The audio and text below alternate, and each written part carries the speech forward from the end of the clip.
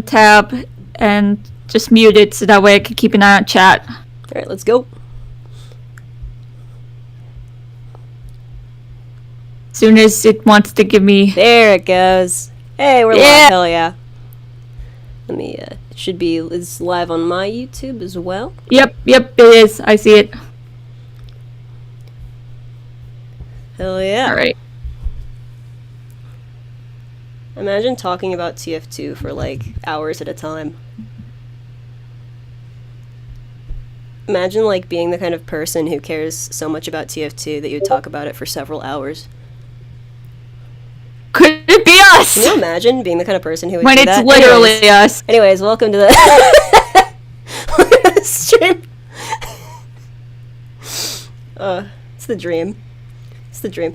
It's just, if it's funny, you know?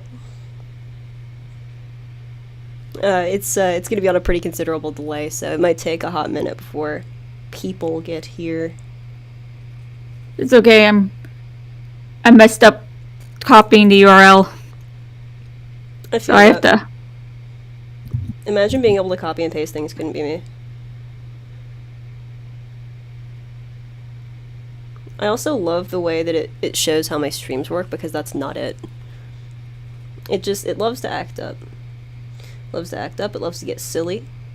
It loves to behave in ways that are non-standard to the human experience.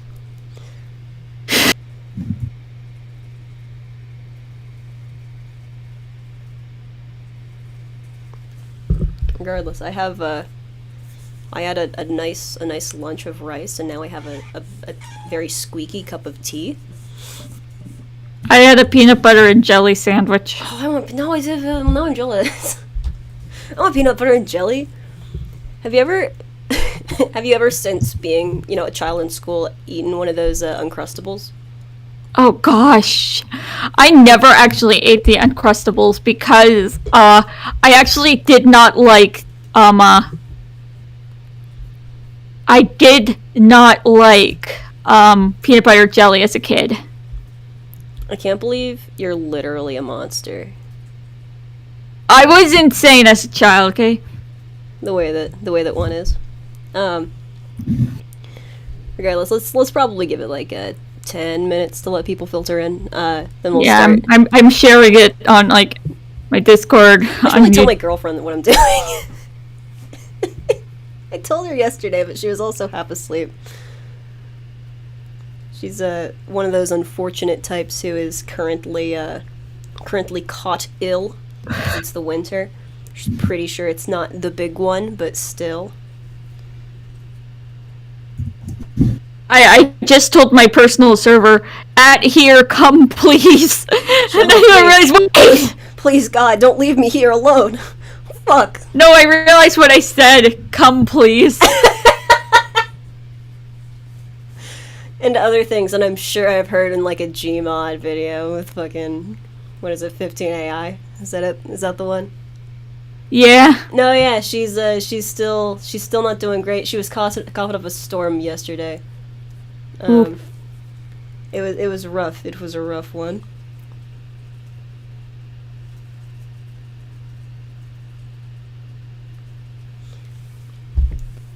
So it's just that it's, not a great time. She is in school. She is being educated, so not ideal. Regardless, she's also taking care of and training a kitten right now, so at least she has something to do,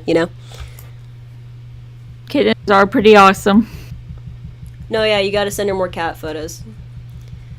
That's a friend of mine, is assuming it's the person I know and not some... Oh, we just jumped up like 3 people. No, yeah. As people go, oh. Hey, what's up? Bodega Belmont, what a good name. We'll talk about Spy! Yo! Hey, Aki, what's up? We will talk about Spy. We won't talk about Spy now. We will talk about Spy, I promise. Just for that, we're booting Spy to last. We're saving Spy for last. It's already second to last, or third to last, or something. Yeah, you already know. Let's fucking go. I wanted to have music queued up, but unfortunately. Alright, so Spy TF2. Spy TF2 sucks. End of stream. Goodbye. Thanks for coming. I just click end stream.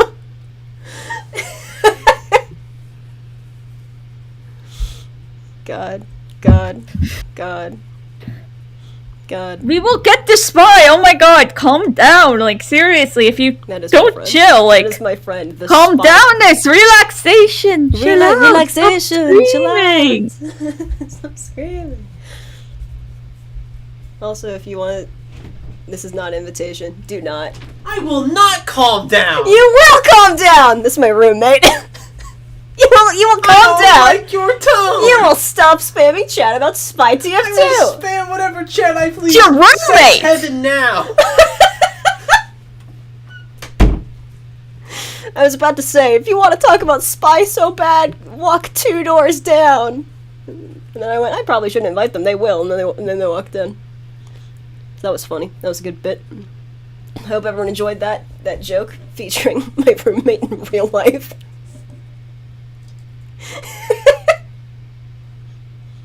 God, you love it. You love it here. You think we should get started, or should we wait a little bit longer? Let's give it like 2 or 3 more minutes. Yeah. Just enough time for my tea to cool. Every day I strive to be Godot from Ace Attorney. That's all I want. It's all I want in life. Dude, fragrance and dark coffee, it's my life. Hey, Lily, what's up? How's it going, Lily? I'm gonna enjoy a portion of this, which is called We Just, like, know everybody in chat, because who the fuck else would show up to this unprompted? And they show up in my house in real life. That's the power move right there. That's my husband. Nah, you're right. God.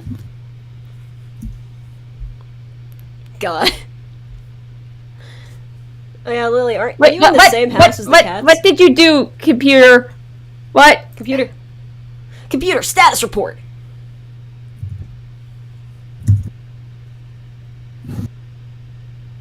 Hell yeah.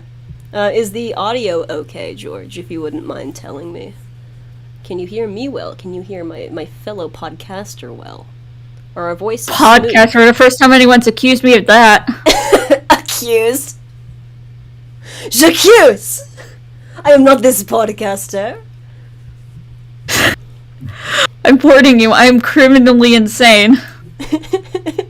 Is that not what podcasts are supposed to be about? Okay, I boosted my output. Is this still okay? I boosted my output a bit. Alright, swag. Wait. Output was be what I hear, not what I put in.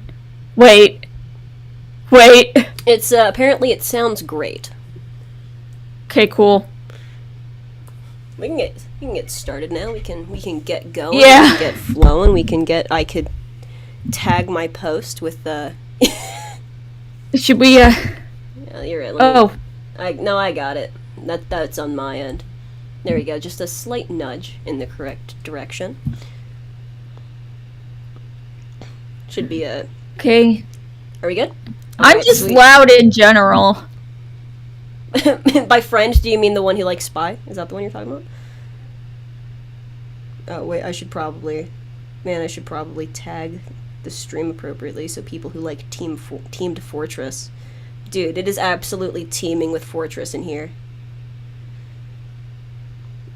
There we go. For TF2, and that's about all I need to do. There we go. So yeah, let's TF2, that's a game. It's what, 14 years old now? How old is TF2? I think it's coming on that, yeah. Ugh. Oh god, cause yeah, the Meet the Team videos were in like 2008 and 2009, and it's 2022. Jesus. About the age I started being on the internet actively is probably about when the Meet the Team videos were coming out. Because that's also, to be fair, like when YouTube was getting popular. Like 2008, 2009. Yeah. I did not get into it in like literally 2 days before Gunmetal dropped. Ugh. I got back into it like right around. I'd obviously like watched the Meet the Team videos because I was alive and on Earth, but I got back into it around Jungle Inferno, which was very fun because I think at that point we had a new video not super long after I got back into it, and I was like, ooh, a new TF2 video, not knowing that I would never get one again. We were innocent then. We were innocent then. We knew not what we saw. It's been 5 years since the comic updated. Ugh. Give it up for year 5, everybody. Year 5. Want to just jump right into it and start talking All about around the me are familiar faces. Or no, DMCA, and then like the video just goes down. It's honestly, I love the TF2 setting. It's so silly. It's so ridiculous. I just love the characters because the characters fit the setting so perfectly, but they're also like So different. and they're so perfect to write about. And honestly, one thing that I love that all the mercs have in common, I just want to bring it up now before we dive into each one individually, is that they're all so confident in their abilities. Yeah.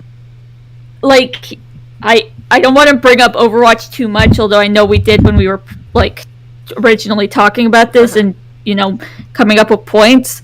But a lot of the characters in Overwatch, they know they're good, but then you have people like Mei or Brigitte who, just absolutely, they're so self-doubting,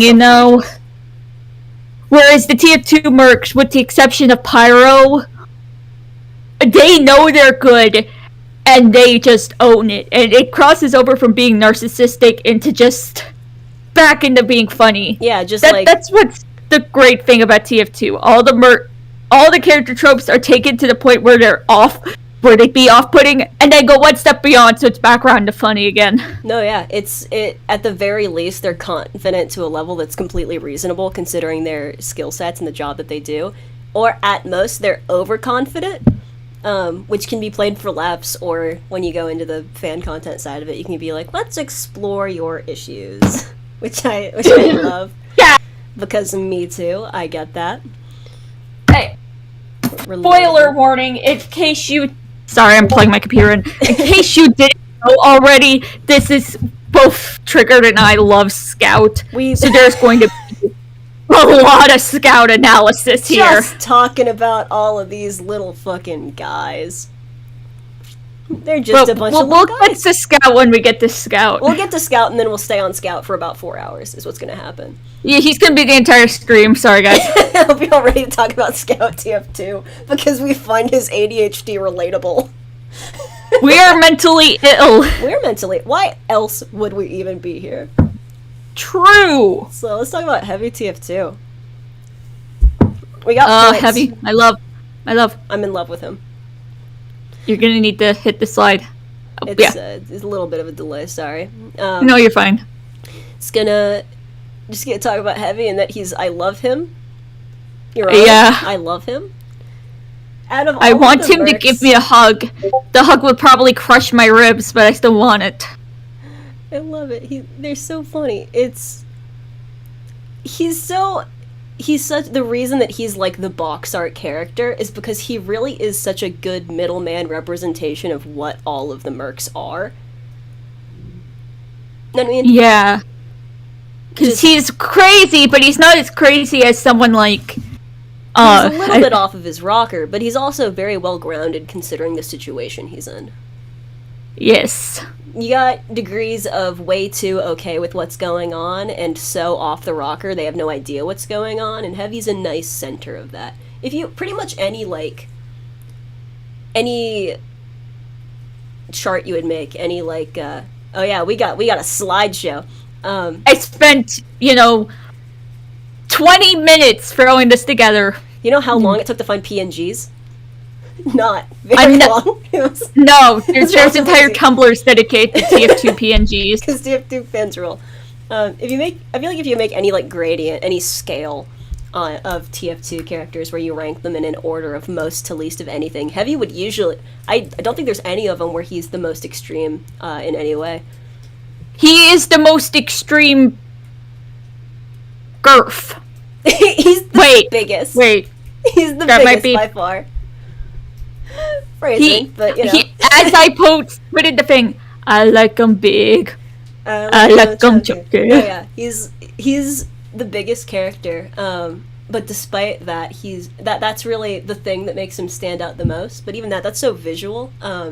Overall, in terms of intelligence, he's, you know, medium high, but definitely not the highest, definitely not the lowest. I mean, he has a PhD in Russian literature if we take Poker Night at the inventory in the account. Which, of course, we do. Because why wouldn't we? That makes so much sense, and that adds so much to his character, that this guy who loves and names his guns also reads, you know, like... Would read... Carmina Burana... would read some fucking... not Carmina Burana, Anna Maria. War and Peace. I don't know any Russian literature.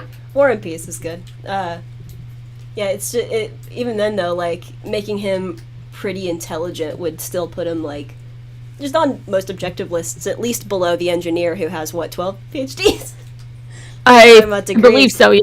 And if we're talking about ability to do weird fucked up shit that's not been done before, I guess you would put Medic high on that list. He did once use a chain link fence as a shield. Yeah, which was very, very smart. It comes down to, like, your argument of intelligence, but still, I would rank him... It's weird because there's this divide down the middle between intelligent and unintelligent. You know? Yeah. Like, from any argument that you would make, there's the ones who have degrees and then the ones who don't. Or the ones who make good choices and the ones that don't. With all of them, of course, being very low on any list of who makes good choices because they kill people for money. Which is not a smart long-term plan, I would argue. Oh. I mean, there's a couple characters where I think it's justified that they kill people for money, and I think Heavy's one of them. Yeah. Given the time period, you know? It tracks that this is what he's doing. It's also just, you know. Considering the time period, where he's from, the fact that he escaped the Gulag, of course he's going to be just what America was like at that point in history, at least our history, it makes sense that, you know, the only job he'd get would be organized killing people, and he loves it, so, you know, good for him. Good for him. Also, though, like, you know, we'll get to talking about the Merc's overall mental health at some point, but that will absolutely come up, and it's going to come up probably around the time we start talking about Soldier or Medic. Oh, yeah, probably. Yeah, overall, I love Heavy. He's such a round and well-rounded character. Here's my thing, and on to the last point on that chart, no need for another character arc, he's perfect. I never know how to write Heavy, because I don't feel like I can really do anything with him. He's done. They did it. They nailed it. You know? I'd never say this, but Heavy might be the definitive perfect character. He has just enough flaws and just enough, you know, quirks and stuff that he's really easy to grasp, but there's a lot more to his character than meets the eye. Yeah. And it just infuriates me that he's so good. He's too good for any of TF2 us. sometimes. For any of us, yeah. He already What did we do to deserve Misha? And we're probably mostly going to be talking about the comics just because, you know, talking about That's the characterization in the game is different. Yeah. But in the comics, he had both of what I would consider his relevant character arcs, both in terms of addressing where he stands with his family, which beginning, middle, and end, they did it. He's good. They're set there. There's really nothing left to expand upon other than additional flavor text. That, and then his relationship to the team, and specifically his, like, dependency on Medic and the way that goes both ways. Like, they also did that. So, like, every time I want to write Heavy, I'm like, but what am I gonna do? He's good. He's set. Oh no, he stubbed his toe. Okay. Like, there's nothing I can do with him because he's so already done. Because when I write fan fiction, when I write fan content for things, I try and think about ways that I could expand on existing concepts within that character. And I don't... He's okay. He doesn't need me. Heavy doesn't need me, and he never did. And I The love most that. I think that we could do would be him coming around on Soldier and Zana's relationship. Yeah, and even then, should he? Should he support this? I mean, I think he should be happy for Zana, but still not trust Soldier. Yeah. And I Which think is- that's basically the point he's at, to be honest. It's just gonna cut forward to him rolling his eyes as he attends the wedding as the best man, you know? Like, it's... He will love their child, though. He will love that his That kid's getting spoiled. niece or nephew, Or raccoon. or raccoon. I mean, if he's adopted the baboon, yeah. Yeah. It's, he's just such a fun character because I think he's the only character in TF2, to my memory, with a whole family that we meet. Like, a properly fleshed out family backstory. There's allusions to, like... Scout obviously has a family back home. That's, like, a whole thing with him. We meet need Demo's Sniper's mom. family, but... Yeah, we to- meet Demo's mom, but we don't really... Uncle Heavy went. Can Uncle Heavy... Can he be my uncle? Can he take me out to go get drinks? Can we hang out? Broke Uncle Dane, woke Uncle Heavy. Nah, you're right. Nah, you're right. Let him... Disclaimer, I love you, Uncle Dane, in case you're out there watching this for some Uncle Dane, reason. if you're watching this, please, give us clout. Yes, please. That's a joke. That's to clarify. That's a joke. But yeah, we meet Sniper's family. Sniper also does get an arc with his family, but it feels a lot less fleshed out than Heavy's. Because to be fair, it was It's a lot just a less deep. Superman reference. Yeah, it was just a loose Superman reference, really. And we never really meet Scout's family. And then most of the other characters. Also we did meet Demo's mom very briefly. I was but remembering it. Yeah, She's but- mostly his family's mostly like allusions to other people who existed before his mom. Well, we do meet one member of Scout's family, but we'll get to that when we get to that. We'll talk about Spy. We meet him far too much. Yeah. There's a lot You going have to on. understand, we both love Dad Spy, so that's gonna take up a lot of Gonna talk talking. about Dad Spy. Because we have to bring about your AU that I ended up hijacking. Our AU comrade handshake emoji. Bugs Bunny meme, our AU.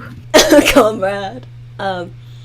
Yeah, my issue is I love Heavy so much. I have so little to say about him besides that he is just a very well-rounded, very good representative character of TF2, and he rules, and I love him. Like, my issue with writing Heavy is always just that he solves too many problems, and he's too good at what he does. Like, I can't insert him as much as I would like to, because we would just have no problems in any piece of fiction that Heavy is in. Yeah. He's the Deus Ex Machina, that's it. He's just perfect in every way. Remember how Medic was, like, in trouble and then Heavy showed up in the comics?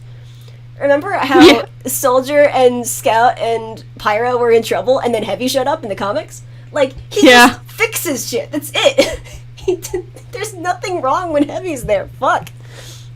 What, you're gonna be upset with somebody? Heavy will punch you. What, you're gonna get in a debate with somebody? Heavy will destroy you in a debate. He has a PhD.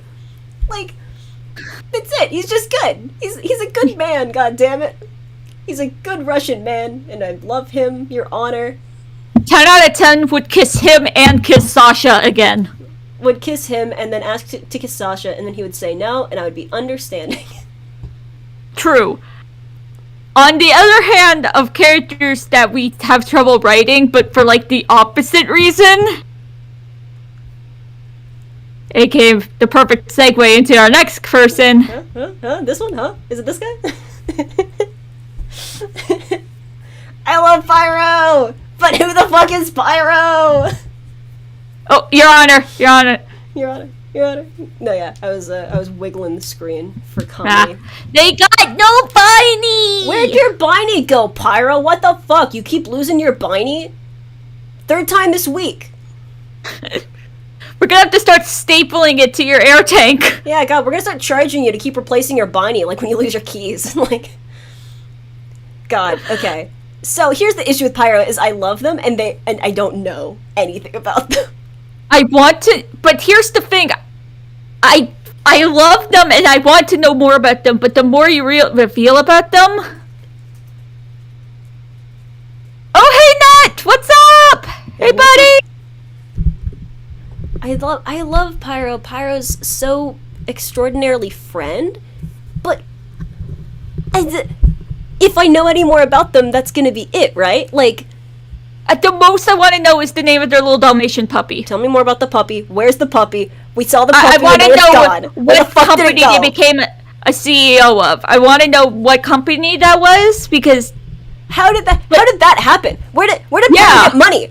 Has Pyro just not been has Pyro just been fucking rich? I don't know. Like, wait, is it their Merc money? How did this happen? Gosh, there's Pyro is like yeah, don't worry, I'm not quitting content anytime soon, Net. Don't worry. After this, and then gunshot noise. Don't! My birthday's in 3 weeks. It They would've want to been make cake. gunshot noise. Okay. Pyro's so good. Pyro is really interesting. And honestly, they contrast really nicely to Spy in a lot of ways. Obviously, they're like Pyro's a counter to Spy in game, and they're voiced by the same guy. Well, voiced loosely, with air quotes all around it, every direction. but I want to know everything about Spy. I want to know how he ended up in Boston, how he met Scout's Ma. I want to know all of that.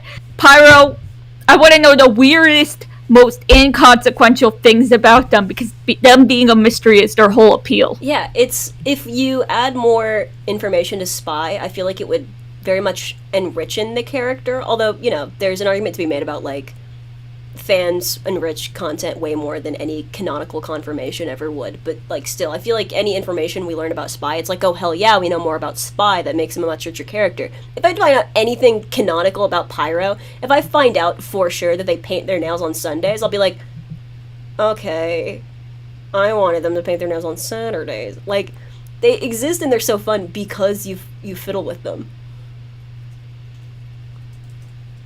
Ooh. Oh, yeah. If you ever need help with Extra Life for 3-point shot, just hit me up. Hell yeah. Those are Danganronpa fanfics. They're both really, really good, Ooh. and they're doing audiobooks of them. That's so cool. So, if you like Danganronpa and you like Danganronpa fanfiction, go check out Net Neutrality. Yes, I'm promoting. I have that clout now. Clout, please, everyone. I In return, you guys share the stream with everyone you know. Hello. I want to get into. You're not that late. You're fine. I need to get into Danganronpa. I'm really into Ace Attorney, so I think I'd like it a lot. Yeah, Pirates.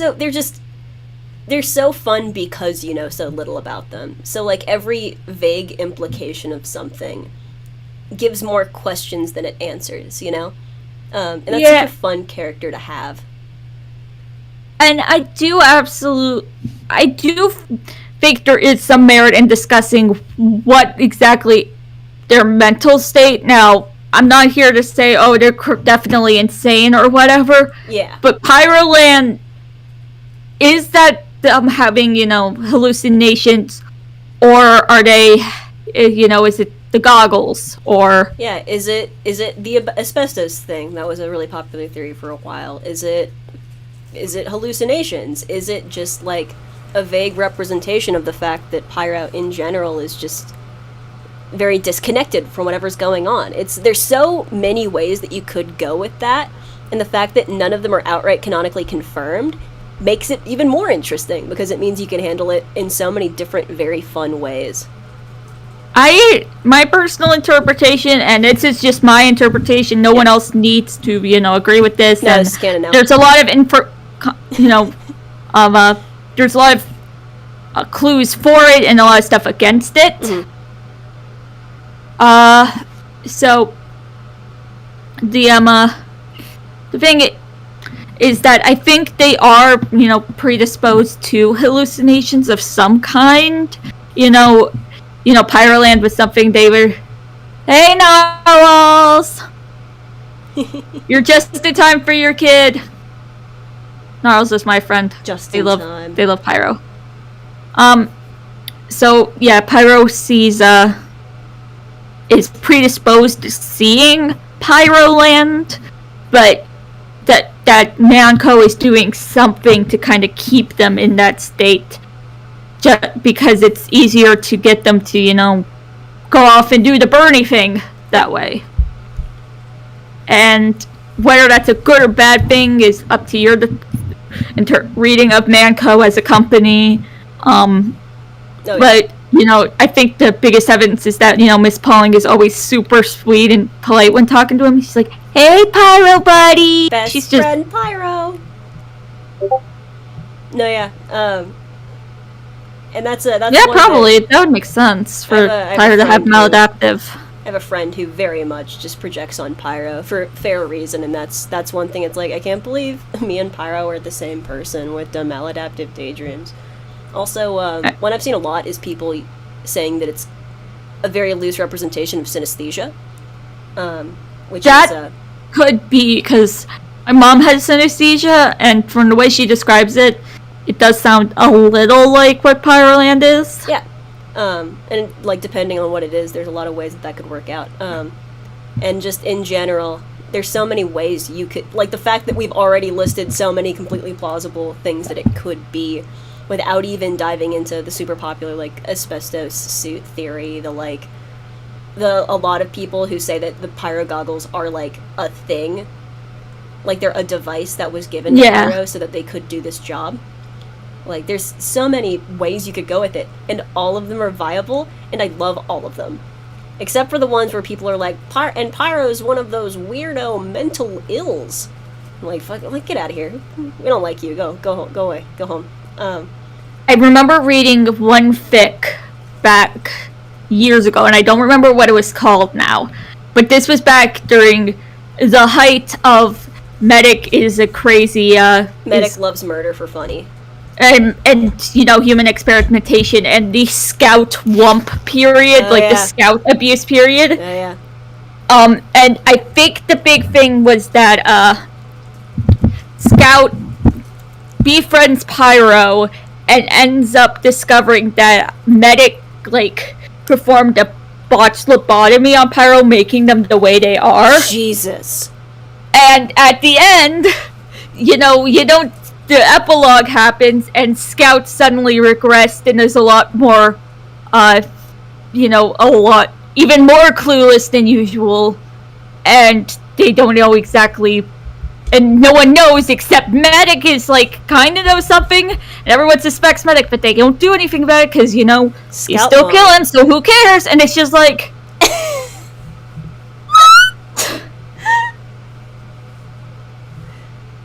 Listen, and I hate those. My favorite ones are Pyro, Pyro is just the suit, if you take the mask off, they'll deflate and die. I also like the Pyro is bees theory. Here's my favorite one. For a long time, I had this running joke in a server for, a year, where every once in a while someone would be like, I wonder what Pyro's like under the suit, and I'd always be like, that's Scout's mom under there. Such a dumb bit, just because I love it. The idea of that long con is so fucking funny to me. She's just under there, undercover the whole time, watching her baby boy watching Spy act up and just noting it quietly. that would be hilarious. Interesting. My personal headcanon for what's Pyro's like under the mask is mixed African American Korean. Hell yeah. I don't know where that came from. It just came to me one day, and I was like, you know what? I'm keeping that. I like that. Oh yeah, that's when Pyro gets Jesus Spy. Get back here, pay child support. I love Pyro because you can project whatever you want onto them. You can project whatever brand of diversity you feel like. I usually loosely allude to Pyro not being white in whatever way I can, just because, god damn it, if you want a white guy, you got 7 of them, Yeah. pick one of them. I like to think they're, maybe Afro-Latino, a lot of times, like, specifically, like, I like to make them from, like, northern Mexico and have Engie from Texas, but the part that was Mexico, so they're just, like, bonding over it. Exactly where Bee Cave is on a map, but I'll look that up later or something. Listen, they can't even figure out where the fuck New Mexico is, so I'm not, That's not counting on completely TF2. true. Um, And speaking of Engie, speaking of the engineer, my father, my beloved, any second now. Any second. There it goes. okay, I just want to say this as a former Engie main, because I was. Engie is the character that I would most want to run into in a dark alleyway, but he's also the character that I would least want to actually live with, because for one reason, he is deranged, but not in like the medic way where you know he's deranged. Use more gun. Well, he looks all calm and amicable and sweet and everything, but then he also chopped up his fucking hand to replace it with a robot hand. Out of all of the mercs, I feel like Meet the Engineer is the most representative of the overall arc of his character, easily.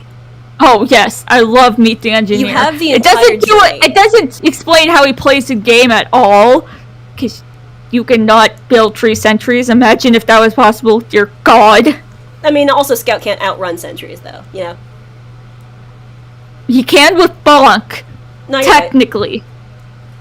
Alright, okay, so I need to explain real quick. So I had a bit. Dun, dun, dun, No, don't do it! No, don't do it! So I had a joke with my D&D players, because I play D&D, where the antagonist of the campaign was a cowboy. His visual motif was he was a cowboy. He was a necromancer, and his casting tool was a gun. So making him a cowboy, like a bandito, was very fun. And for a while, I didn't have a character theme made for him, so I just used More Gun version 3. And I accidentally gave all of those players a Pavlovian response to More Gun, which I found out when one of my players, who writes TF2 fanfiction, I'm not going to play it, who writes TF2 fanfiction, was going to look at that to try and nail down Engineer's character voice, and they went, I had to get up and go take a lap of my room because I was suddenly really mad and didn't know why. Because I would just play More Gun and they would get so mad. I'm not going to play More Gun, Lily. I'm not doing it. But yeah, he has this entire journey in Meet the Engineer where you're like, oh, it's a funny little guy playing his funny little guitar, how cute. And then you're talking to him, it's like, oh, he's like a funny guy. He's like a hoo-hoo. And then you're like, oh God, oh fuck, oh Jesus. It's so good. I love him. I had to explain Engineer in one song, one Lemon Demon song. It's Cabinet Man. He's such a cabinet man. He's such a cabinet man. And we made that lovingly. Yeah. He's very fun because he has such a good variety of, like, character tropes that you could poke onto him. Like, I've seen a lot. I need to know what all those PhDs are in. I've seen somebody who, like, just made a list of it, and it was just, like, PhD in robotics chemistry, in bioengineering, like...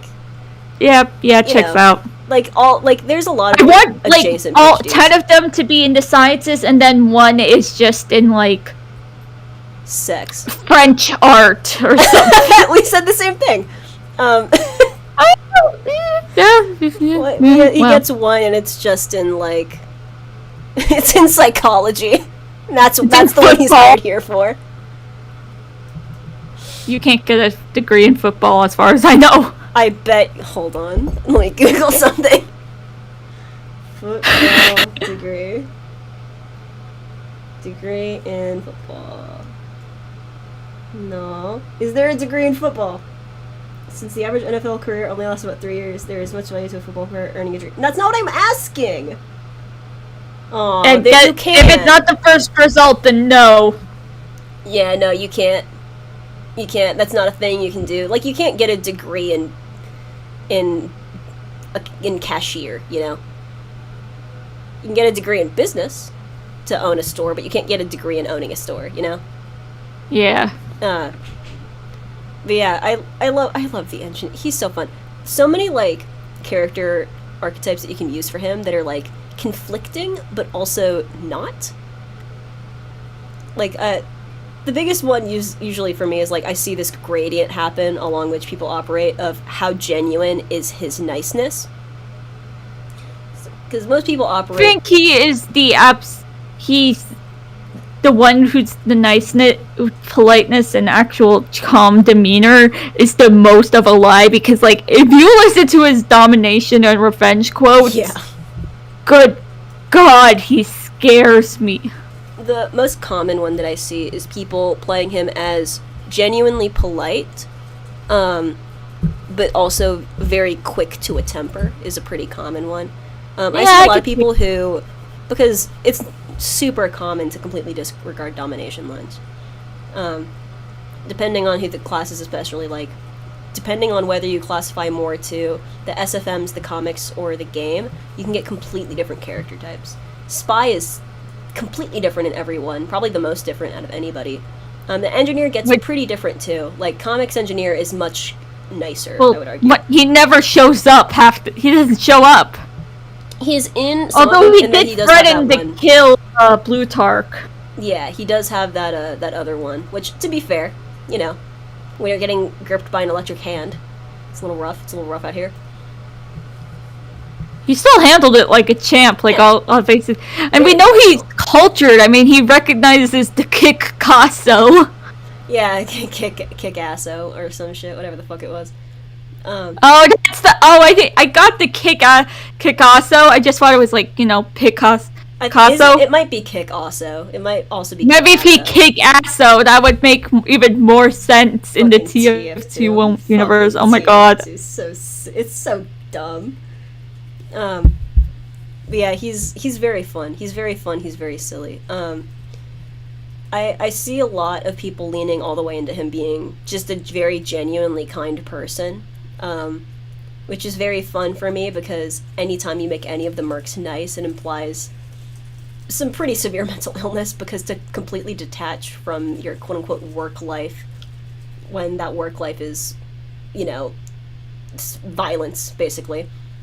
It's I love every iteration of it. I've also seen some where it's like he's polite exclusively to like cashiers at the grocery store, then he goes home and yells at people. Like, yeah, oh my gosh, I know exactly that kind of person. No, yeah, and it all works because they're all completely viable. That said, he is still the dad friend. He's literally, I can't not make him the dad friend. Like, just specifically because of expiration date. That one really helped me nail down my engineer, just because he's so, like, reassuring, weirdly, I would want to have him make my breakfast, but I would not want him to, drive me to court. I feel like I'd ask him for a ride to the airport. I'd be like, hey, can you... I'd probably ask him if he wants some eggs, if I'm making eggs, and he's around. Yeah. He's a nice guy. He seems like he would He reads bedtime stories to Pyro. He does, which is very sweet. And that... The way he treats Pyro It just makes great. my heart melt every single time. Absolute father. God. His name's Del Coniger. That's his name. Best name for a character like him ever. Del Coniger. Alright. Torbjorn whom? This is Poindexter. This will not be the only pot shot we make at Overwatch. It's not gonna be. It's gonna keep happening. I'm really intrigued a lot by Engineer's backstory as a character, just because we get so little of it, and that little says so much. The idea of the family business of being a mercenary is very fun, especially because there's him, and then there's also Demo who does that. And Demo, it's more of a thing of like, oh, you just find a job doing this thing. But the Engineer, his family has done this specific job for, 3 generations? I think it's 3 or 4, but I'm gonna lean towards 3. Yeah, I think it was his grandfather who made... Yeah, that sounds right. The idea of that being a thing of like his dad being a mercenary and then him being a mercenary that's so, I don't know, there's something very fun about that. There's something very interesting about the idea of like such a mundane thing as getting in the same business your dad did. Yeah, it's 3.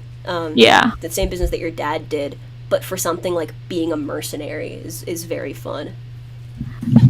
I also think it's really interesting that they're mercenaries, but they're not traditional mercenaries. Like, if you think, a mercenary, you think someone more like scout or sniper or someone. I would argue spy is the most a mercenary.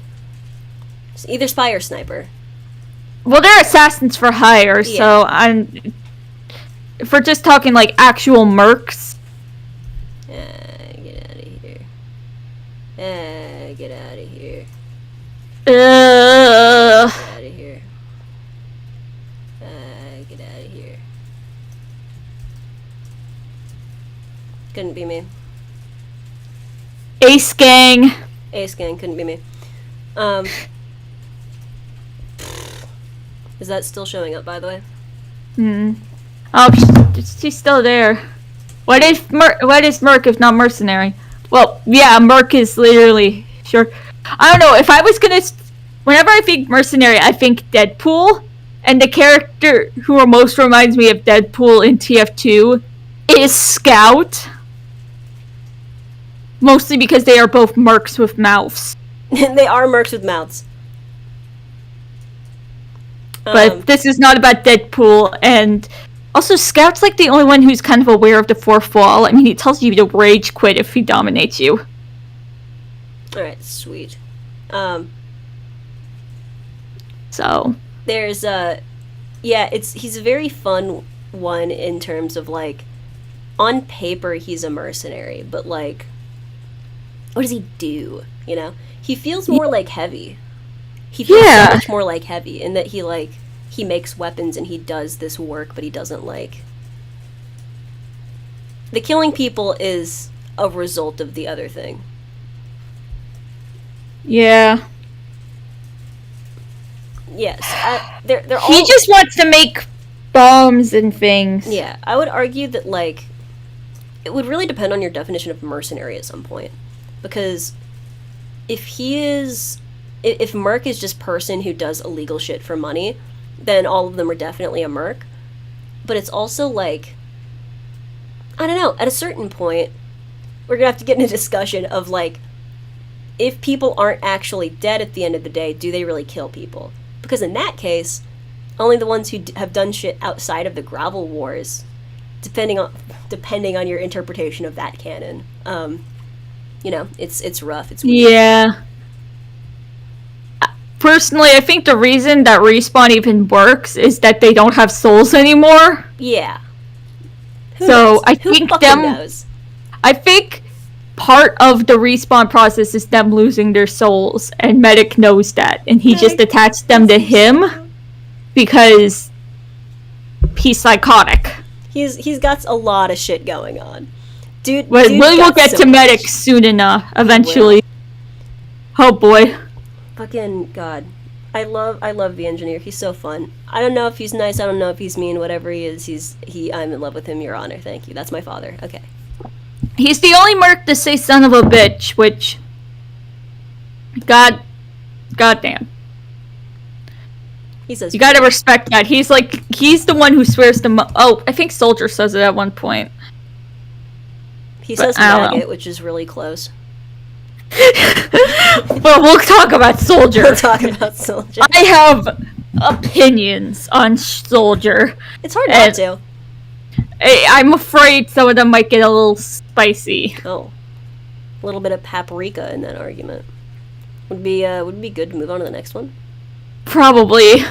And it's a fan favorite. My favorite boy, my favorite ever perfect boy, the Demo Man. My boy, the demo. Here comes the perfect boy. He's not always drunk. Fuck. Here comes the boy. Oh yeah. Hello, boy. Oh yeah. He's also engineer has dad jokes. Okay. He's perfect. He's the perfect father. Demo. He is is adopted so good. scout, and Spy hates that. Welcome to We Talk About How We're in Love with Demo for like an hour. I love you, Devil Man Demo! TF2. Demo, I love you!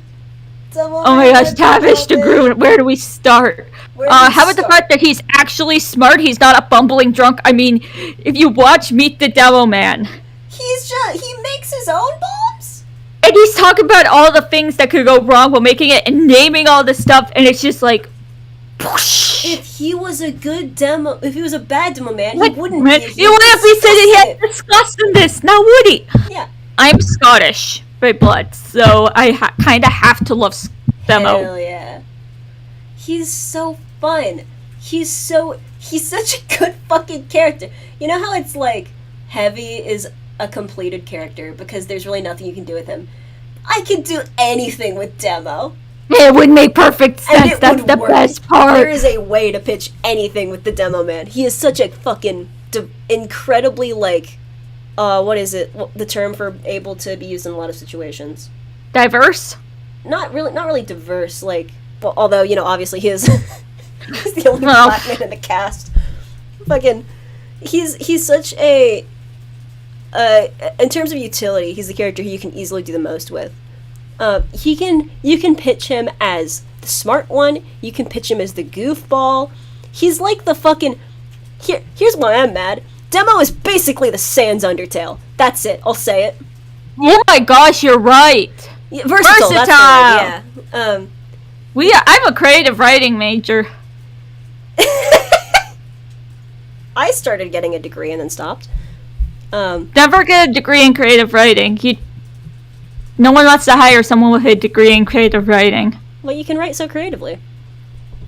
Yeah, well, you know what 4 years of college boiled down to? An egg. Write every day and you'll improve. That's all I learned, really. No, yeah, that's fair. And okay, I admit I fell into this trap a lot when I was younger, while writing Demo when I first started out. Don't just write him as the drunk. He's not the drunk. He's not just the drunk. He does other things. I mean, absolutely do bring up that he drinks a lot, because that is a big part of his character, and you can't completely separate that from everyone else. Look, he had to kill Nessie. Nessie killed his parents. All right, it's a fucking. Can we talk about how his eyeball comes back every year? We can unpack that alongside all the other things he does. First though, he's such a versatile character. Thank you for telling me which word it was. I was losing my mind. There's so much going on there. On one hand, you can have such a good and serious conversation about alcoholism with him because that is such an important part of his character. On the other hand, you could just make him go on ghost adventures because he already did. He started as a child doing ghost adventures. When he was a kid, he did a ghost adventure so hard that his eye socket is haunted. And he accidentally blew up his adoptive parents or something? Is he a manga character? Is he a superhero parody character? I don't know. No, Demo is the better Kirito. Now you're Come at me, Sword Art Online fans. Your show sucks. You're just bad. I've met one person who liked it, and I do not respect that man's opinion. God, he's Anyone who he's a wizard. Like, what happened? This man. Okay, you know those Dos Equis commercials with the most interesting man in the world? Yes. They need to recast those with Demo. Demo JTF2 is the most interesting man ever written. He tried to kill the Loch Ness Monster because he thought he killed his parents because there was this long, like, extended, like, I don't even know, this whole bit about how there's this, like, family feud, but also it's a whole secret where they have to, like, send off the kid until they kill someone with a bomb and then they're part of the family. What the fuck is happening? I'm so intrigued. I want to know Promise Neverland who? I need to know how he became friends with the Blue Soldier. I think they touched on it, but Why are they need friends? to know. Probably because Demo rules. I don't know. Like, every time I'm thinking about how did this happen, I'm like, Demo just rules. I don't know. He can do whatever he wants at this point. He's the most interesting character ever written. Fuck. I want him to marry me. I am in love with Demo Man. That's it. That's his entire bit. I'm in love with him. He's the most interesting character ever written. I've definitely. But here's what I want to know. I want to know about his other jobs. Yeah, what's that about? Because they did that joke and then they dropped that joke. Do you think he's just lying to his No, mom? I want to see him, like, working at Burger King. I want to see him at his post office job. I want to He's secretly, like, a wedding cake decorator. He secretly helps people value items at thrift stores. He shows does up the and he's antique like, yeah, it's worth roadshow thing. $4,000 anyways later. He does the antique roadshow thing. Yeah. That's where Howie got Eyelander and stuff. That's where he got Eyelander. God, he's just so... Or the Persian Persuader or whatever. Every sword he has, he got it at an Well, antique one of them roadshow. was ancestral, I'm pretty sure. Probably. Fucking I God, think- probably. Yeah. He blew up his parents. Yeah. He blew up his parents. They put him in an orphanage. He got adopted, and he blew up his parents, which was supposed to happen. How do you do? What? What's going on? He's the most interesting character ever written. Demo. Where do we start? Oh my god. We've already started. I still don't think we started. I feel like we haven't even started. There's so much going on here. He's the best character. Oh, I mentioned this before, but he is the source of the funniest joke in all of the TF2 comics. Which one is that? They're trying to watch the Scout and Scout and Spy about to get hanged, and Demo leans over the corner and he's like, "Dear God." What? And Soldier's like, what is it? What is it? What do you see? Absolutely nothing. Can we swap? Because the eye he was leaning over with was with the iPad. It's so funny. That's such a good sequence. Fuck, that's so funny. I love it. I love TF2. It's such a big dumb it joke. pokes fun at his eye patch, but doesn't make fun of his eye patch. That's Yeah. how you do it. He's so fun. He's so distinctly, like, completely owns the way that he is as an individual and his, like, quote-unquote limitations. But there's no point when he ever, like, truly complains about the eye patch. Like, it's obvious that he doesn't deal with shit. He's a fucking alcoholic. But, like... Yeah, no, he has issues. He has so many issues. But he's, like, such a... I've literally had this conversation with people. As a character, he's easily probably one of the most, like, outright strong and courageous characters in TF2, and that he thinks so lowly of himself all of the time is fucking sad. It's so tragic. He's so tragic, but he never acts truly sad, even though he's so visibly in pain. What the fuck, TF2? I'm in love with him, Your Honor. Happy. Your Honor, I'm in love with him. Fuck. He's just, there's so much going on there. Also, he had the bit where he was in love with his liver, and that was the funniest, stupidest He has bit. some of the funniest plot lines, and also the most heartbreaking. I love how Miss Pauling shows up and he's like, "You're giving me my job back? Yay!" I'm like, "Demo! You're better than this. Please, just go home. Just, like, get really into origami. I don't know. Go, be free. Get out of here, man. In a castle! You get a castle. Go get a castle." He already does! He lives in the castle with his mom! The fact that he is best friends with Soldier, who could be best friends with Marasmus, is already so funny. I've talked about this before.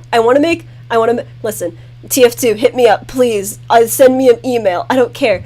I want there to be, like, a franchise where it's, like, Demo and Soldier running around together solving fucking ghost adventures. I need them to be the Ghostbusters in their universe. I need them to be friends, Your Honor. You can bring Slimer, because Slimer's awesome. And they can have Ecto Cooler.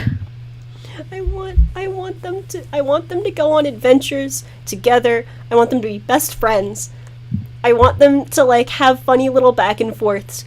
Soldier's the funniest character alive. We'll get to him, but, like, Demo is my favorite. I'm in love. He's my favorite character, easily. I've never mained Demo. I can't write him still, despite my best I efforts. wish we could write his accent. I wish we... I'm getting a little better at it, to be fair. I have been writing him more. I can write his internal monologue. I just can't really write That's his. fine. It's just his accent because either it's not there at all, or you make the text completely. It's an issue of I can't write it too much because then it's hard to read. But also, whenever I try and write it out without also writing the accent, I have a lot of trouble with getting the rhythm. That's one reason that Running Blind had phonetic accents the first time I wrote it. Is because I just couldn't get a handle on the character voices unless I wrote them. And I fixed it since then, but still. Demo's just really rough for me because I don't have... Because, like, if I want to get back to writing Scout, I listen to Germa talk for, like, 15 seconds straight, you know?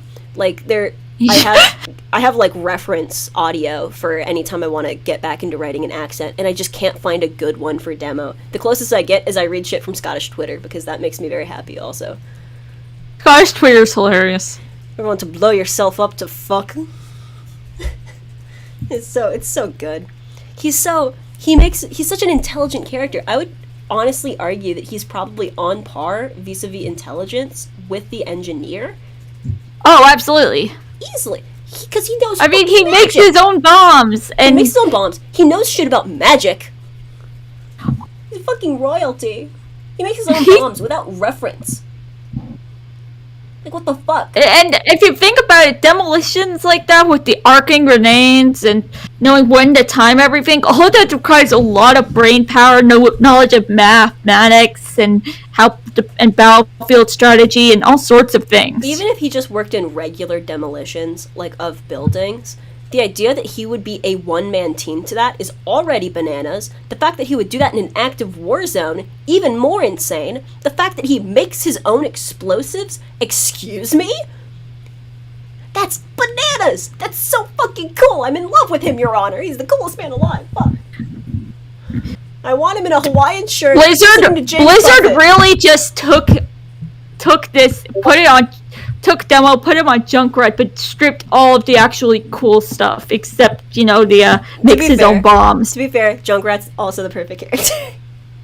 Junkrat is a really good character, far better than Overwatch deserves. I'm in love with him. If I had my way, I would say pull Tifa out of that game and bring her back home. Yoink. I'd bring her to literally any other game. Yoink. Mine now. This is my trans gamer waifu. Except not really my waifu, because she is,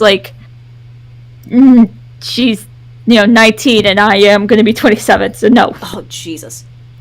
I feel that. She's not my waifu, she's just my favorite. She was just my main and my favorite character. This is completely unrelated. It's somewhat related. When I was a kid, I played Ace Attorney, right? Because that game came out in, fucking 2001. Not much. Oh my god, don't make me feel old. We talked about Demo because we're in love with him. It came out in, I want to say that the English release on the Game Boy was in, 2001 or some shit. And then most other releases were in, 2006 onward. So I've been into Ace Attorney since I was a fucking kid. Since I was little. Since I was quite young indeed. And I remember just, watching a playthrough when I was, 13 of Ace Attorney because, I love that game. And just thinking to myself, man, I love Maya, but she's too old for me. She's, way too old for me. That wouldn't work. And then, being completely in love with her, and then, replaying it recently and being she's 17? She's a baby! What the fuck? When did I age out of Maya? Oh no! God. Ace Attorney is a game series. It's pretty good. I like it, personally. You can tell. That's our sequel stream. Sequel stream. Ace Attorney! I literally can't. I've done this to... Every time I drink, I end up ranting to somebody about Ace Attorney for at least an hour and a half. My friend keeps timing me whenever we go to parties. Oh my god. We go to parties and I drink and I talk about Ace Attorney and my friend pulls out a timer and I hate it because I do. I do talk about Ace Attorney too much. But if we're gonna talk about Ace Attorney, Francesca von Karma, I am in love. Please step on me. Please, God, please. She got shot and tried to go to court anyways. Yeah. It's so good. I love her. She went, oh, I got an unarmed, unidentified gunman shot me outside the courthouse. Guess I'm gonna go anyways. I would love to know something kind of sad. Do you tell me more? Your favorite? Oh no. Oh no, now I'm worried because there's so many. No, you're right. Larry is the best character. Done. We're done. That's it. We can't. I cannot talk about Ace Attorney. I will get on Ace Attorney for months. I'm in love with. Oh god, I have TF2. there's so many things I want to talk about. Aw. Honestly, right now, all that's going in my head right now is apple bottom jeans, boots with the fur, With the the whole. But it's to the tune of we don't talk about Bruno. Awesome. We don't talk about Bruno. That was a No. pretty good movie. I just love Demo. I really wish people wrote Demo more. I understand why they don't, because where do you begin? And also, you know, people don't want to write Demo for a variety of reasons, but like, If I could just say one thing about some of his cosmetics, You can just say a from lot a of things game about his perspective. Some of them are really, really cool. I mean, like the Oh, cape yeah. and the crown, beautiful. Chef's Kiss. I love that he gets the Chuck Turners along with Scout. I think that's actually kind of cute and It's fun. so cute. But then there's all like the for lack of a better word, terrorists loadouts. No, you're right. He's a character with bombs. What else was gonna fucking happen? Yeah, but it's just uncomfortable. It's a little tasteless. That's one reason I tend to separate a lot of the game stuff from the characters, is because, like, for example, that one medic mask. For example, the track terrorizer. Yeah, the tractor. I was about to say.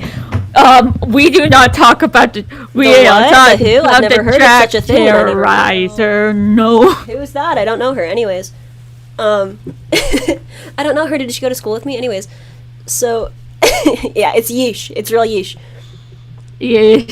I love Demo. He's so fun. He's such a weirdly, like, tasteful representation of how much harder, like, any minority, but in particular people of color, have to work to be taken seriously. You know? Yeah. The motif of him having to work like 18 jobs to keep his mom happy. The fact that as a character he's doing so much. Yeah. The guy He plays the piano. He can play the piano. Can we talk about that? He can play the piano. He knows how to play the fucking piano. Why? Why do you know that? It's so good, but why? And yeah, the geisha hun is a little. Cosmetics. You exist. I don't know. There's so much going on with him. The motif of, like, working 18 jobs. The fact that he literally has one eye. And I has think to the fact work that with the fandom projectiles. actually, you know, more often than any other character, like if you see someone messing around, they're often playing as Demo or yeah. Pyro. And the fact that, you know, like if they're supposed to be like a silly character in a video, it's always Demo. You know, so many of these characters, you know, I love Demo so much, and he deserves so much more love than he gets. Anyone can play better than Phoenix Wright. Is that not a bit in the game where he's like, I can play piano, and someone goes, you can? And he goes, not really. Honestly, no. Demo Man can play piano as well as Kaede Akamatsu. That's for you Danganronpa fans out there. Hey. Net, if you're still in there, that's for you. Danganronpa fans, please. Please, are you still out there? We miss you, Danganronpa fans. The joke is Kaede's the ultimate pianist. Demo Night! Demo Knight's so I good. download He's Demo so Night. fucking I hate good. playing Demo Night, but I love Demo Night. It's a concept. He's Demo TF2 Chef's Kiss. Demo JTF2, my favorite man. Tavish J. DeGroot, my favorite perfect boy. Here's a weird one, just because I feel like throwing it out there. How old do you think Demo is? Oh, ooh.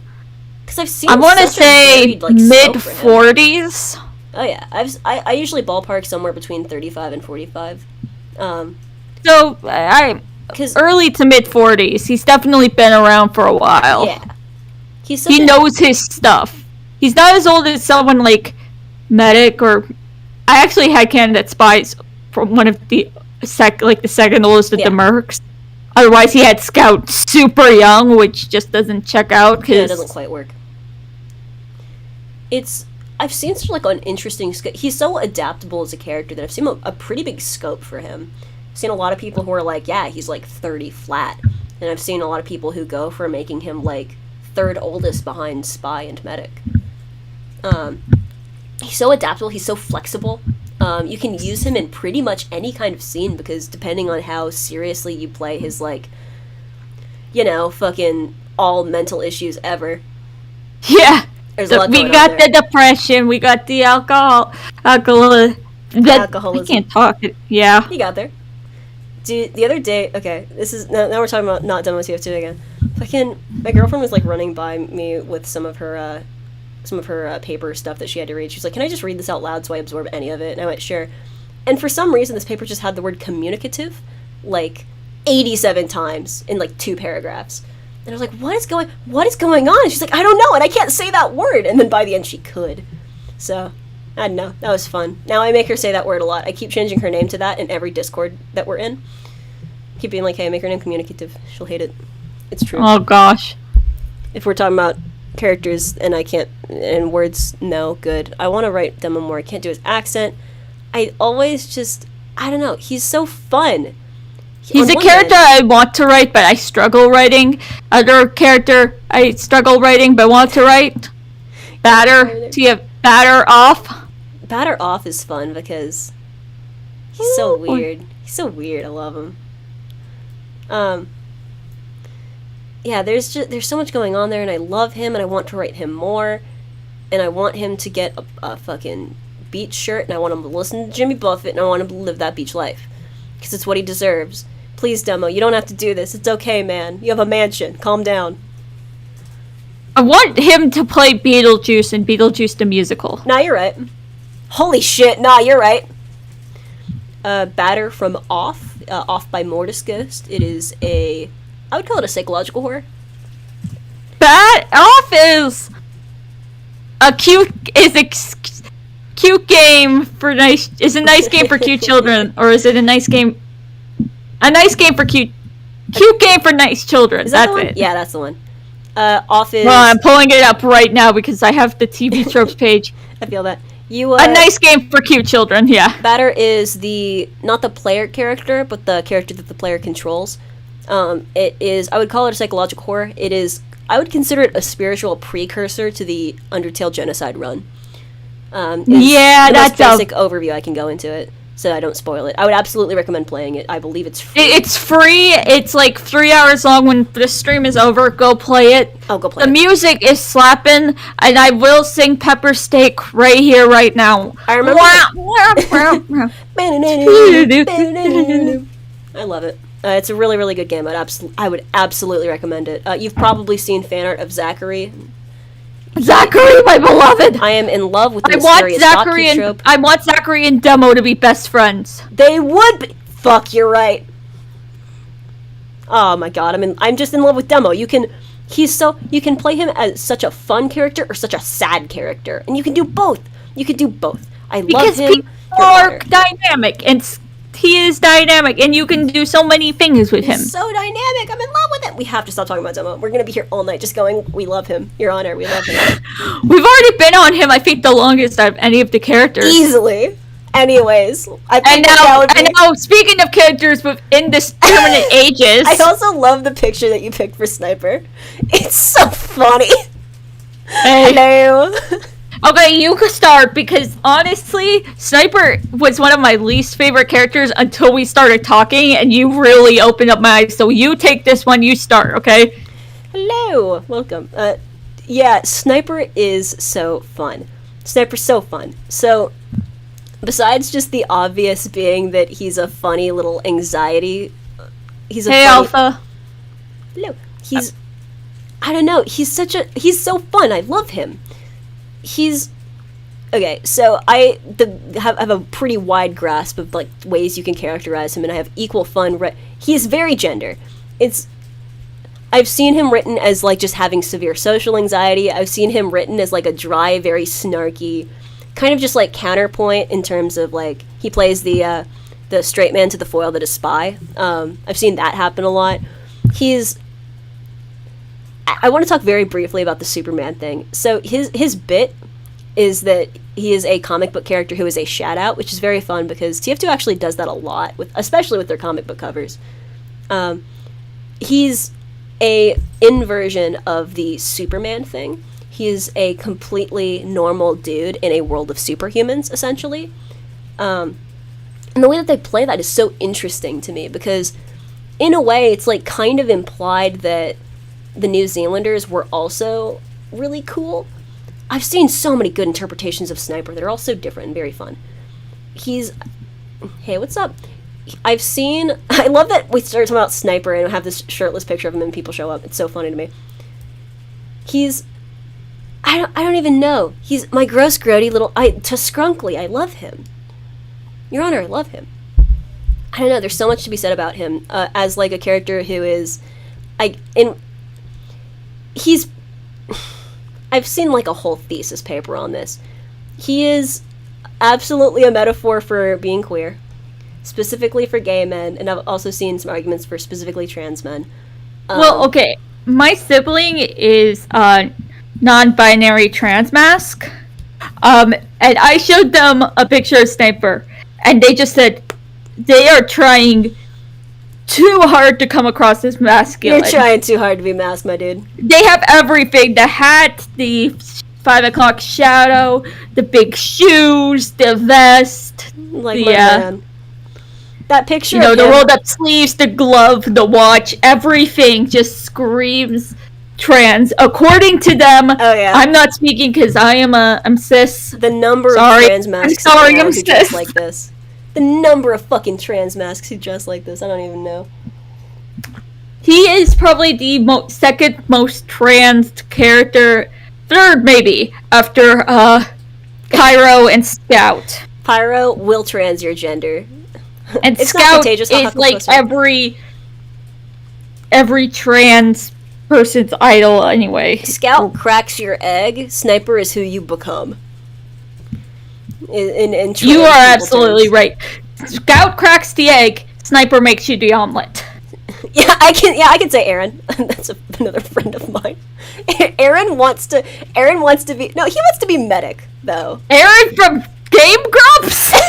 No. Grump.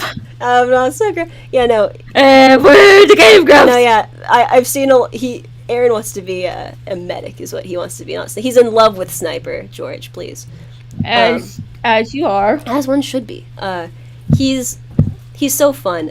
Him being from the lost land of New Zealand, which was destroyed by his dad, is such a funny bit because no one cares. No one. It's the entire bit with him being adopted, but like this loop it goes around in where it's like, I'm gonna meet my real parents, and then they suck, and he's like, actually, I think the parents who raised me and were kind to me much of my life were the real one. And I love that because so many adoption narratives are just cut and dry, very unforgiving about that sort of thing. Yeah. He's absolutely just an allegory for gay men, straight up. The fact that he's alluded to smoking weed, the fact that he kind of like lives alone and is very like isolated from other people, the whole like, I don't know, there's so much going on there that all allude to him definitely trying to be an allegory for gay men, and that's so funny to me. The fact that he's naked for all of that one comic is so funny though. Okay, one thing I do want to talk about is that I'm actually friends on Facebook with John Patrick Lowry. Whoa! What's he doing? How's he doing? He doesn't post that frequently, mostly, just saying, oh, I'm here doing this, post what he and Ellen are up to, what games they're voicing in, what projects they're working on, stuff. He posts like once a month, so, and I barely use Facebook, so. But I can't say that he absolutely gets Sniper and has, I don't know what event this was for, but I know that he and Ellen, as Sniper and GLaDOS, respectively, obviously, did a thing saying for a convention, hey, whatever you identify, whoever you love, that's awesome. it's just such a cool guy. But like in character as them. Yeah. Obviously, Sniper's more chill about it. Guys, he's more like it doesn't really matter. You're gonna die anyway. But Yeah, it was very fun though, in a fun tongue-in-cheek way, as was pretty. I want to say that was around like 2016 or 2017. yeah. So that was So very much the attitude right then, was be tongue-in-cheek but genuine, you know. Yeah. So. Oh, he has tons of weird trauma, and I love talking about that weird trauma because He's such a little weirdo. I love Sniper. I want to dissect him like Medic, but not literally. I want to reopen those stitches and figure out what's going on in there. Oh yeah. Imagine being from a country of masculinity and looking like just a pretty standard person. It's so insane to me just how overtly gay this is. I don't know how else to phrase it. I always have this weird headcanon that like Saxton Hale was Sniper's Gay Awakening from his like adventure magazines or what the fuck ever. Oh my gosh. That checks out. Yeah, That checks out. I like to think that just because I think it's stupid. it'd be dumb. It's stupid, but it's logical. Yeah. He's a very fun character. I've seen him played pretty directly as just a deeply paranoid and deeply socially anxious man. And I find that very liberating for such like an interesting and like, I would argue like powerful character. Mr. Never Misses a Shot, you know, also being afraid of the line at the grocery store. Yeah, Sniper is just so just. I always just wrote him off as one of the most, stable and, mundane of the mercs before I started reading your stuff, and then I was like, wait, no, this dude's actually fucked up in the head. He lives in a van, and to be fair, I was still operating on a very base knowledge of TF2 when I was, thinking these kinds of things. Uh-huh. So Completely understandable. I've seen it both ways. I've seen him played very much as, again, just like a very good, vaguely snarky straight man to the foil of most of the other characters. In the same way that one would use Heavy to accomplish the same thing. yeah, And I enjoy putting him with the extrovert characters, like him and the engineer. I firmly believe Australia lives in a Jeremy Bearimy time bubble. Hello! That's funny. Awesome! Oh, I love that! That's so good! I don't know what Jeremy Bearimy is, but sure. Let me. Oh yeah, so Saxton Hale canonically he's like a renowned adventurer. He goes around and fights tigers, and I'm not joking. That's literally it. And has like Yetis. he's kind of like a celebrity in context of the universe, specifically for Australia.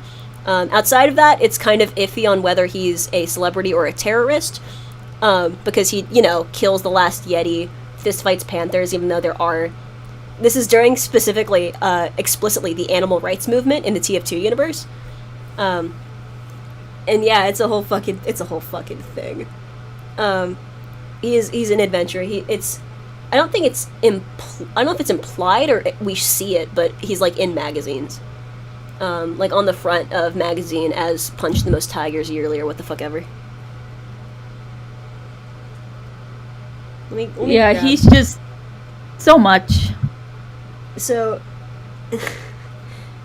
I'm going to explain Jeremy Bearimy super briefly. Have you ever watched anything about The Good Place? Oh, yeah, now I remember. Yeah, I have Yeah. watched The Good Place. Okay, it took me a while to remember. Yeah, it's just a wiggly, fun little loop thing. Yeah. I love that. Two actually. Fort It's is so the fun. bad. Two Fort is the bad place. Two Fort is the bad place. Every time I see shit like that, I'm like, God damn it. They really are just there to torment each other. Maybe that's it. Maybe they're being paid to not be menaces to society elsewhere. It's very fun to me. This is the bad place. This is the Me, whenever I have to play on Two Fort or Hoodoo Yeah. or Turbine. I'm And I gonna, used to love Turbine. I don't know what was wrong with me. I'm gonna admit something super embarrassing. I don't play on pub servers very much just because, you know, I generally, I have a lot of anxiety. And I don't want to do fair. that. 'Cause then people are yelling at me because I'm the medic and they need my help, but they're yelling at me and I panic. But I did play on pub servers very briefly when I was still learning the game. And, like, especially to learn some of the maps that I couldn't play offline. And I played a scout on a 2-fort map and kept capping the point because I didn't know you're not supposed to. Yeah. And I just went, Yeah. man, this is easy. I'm like, there's like 4 people total in this server, and like 2 of them are AFK. Of course, it's gonna be easy. But hey, good way to like just rack up some points as scout. Try and like figure out this map a little Yeah. bit. Try and optimize. And then in the chat, they're like, "Can you ban this scout?" And I'm like, "What did I do?" They're like, "Stop capping." And I'm like, "Ew." Noted. My bad. At least you did it on 2-fort and not High Tower. Would that be like? High Tower would be bad. That'd be worst. God. Circling back to Sniper JTF2, he's so funny to me. He's such a funny little guy. On one hand, sometimes I like to lean into him being just like very much a straight-laced kind of narky guy. On the other hand, I like to make him smoke weed, you know? Like, Yeah. because he does do mushrooms that one time. High Tower never ends. Okay, let's get into the big debate, because how old is Sniper? Like 27 or something. See, Or I like don't, 30 and I don't buy it. I think he's in his 30s, like early 30s, like Yeah. 31 or 32 or something. But Yeah, and I'm completely okay with that. Just because you can't tell me that that thing that's on screen right now is like 26. He looks significantly... and to be fair, he looks like a working class man who spent a lot of time in the sun and not really taking care of himself. yeah, But even then, he would be like 30. Scout. He would be like 32, you know. And Scout's a baby-faced little thing, but you can't... That's a little too much of a gap there. You need to... Him being like 32, I would find absolutely acceptable. 32, 33, yeah. Yeah, like 32 and 33, especially in the comics, him being like 32 and 33 makes perfect sense to me. I wish they were open with that before, like, the most recent comic. No, before, what was it, Blood in the Water, I think? Was the one where we find out that he's apparently supposed to be 27 in the fucking game. No, he's not. Yeah. No, he's not. What do you mean? That would make Scout. Well, I guess they already did confirm Scout is 23, but Scout we don't is, talk about how they confirmed Scout was 23. Scout is 23 in the game, and then I want to say 26 in the comics. Well, he said that Spy said he dropped this sex bomb 27 years ago, so yeah, 27, 26. Yeah. Because it could be 27 years ago, but he was born like the next year, you know? Yeah. Roughly in that timeline. We know So- like, we have a very rough one for Sniper, where we don't see a lot of babies in TF2, but, you know. Doc, I don't know if you're in chat, but I saw you're watching. I know you're there. I know you're there, motherfucker. God. Sorry, Doc's one of my friends. Doc is Narwhal's friend and my friend. Imagine having And friends. I will mention Doc again in a little while. Imagine having friends. Couldn't be me. And then just like sobbing. I'm your friend. Aw. I was joking about not having friends, but I appreciate the immediate assurance. That's very nice. God. I love Sniper. I love that he's a freak. I love that he's a little thing. I love that he... Sniper scares me. Like, more than Pyro, Sniper scares me because he's just like... Aw. Yeah, we are friends, Lily. It's okay. Guys, I was joking! Yeah, he's so fun. The idea... Hey, Doc.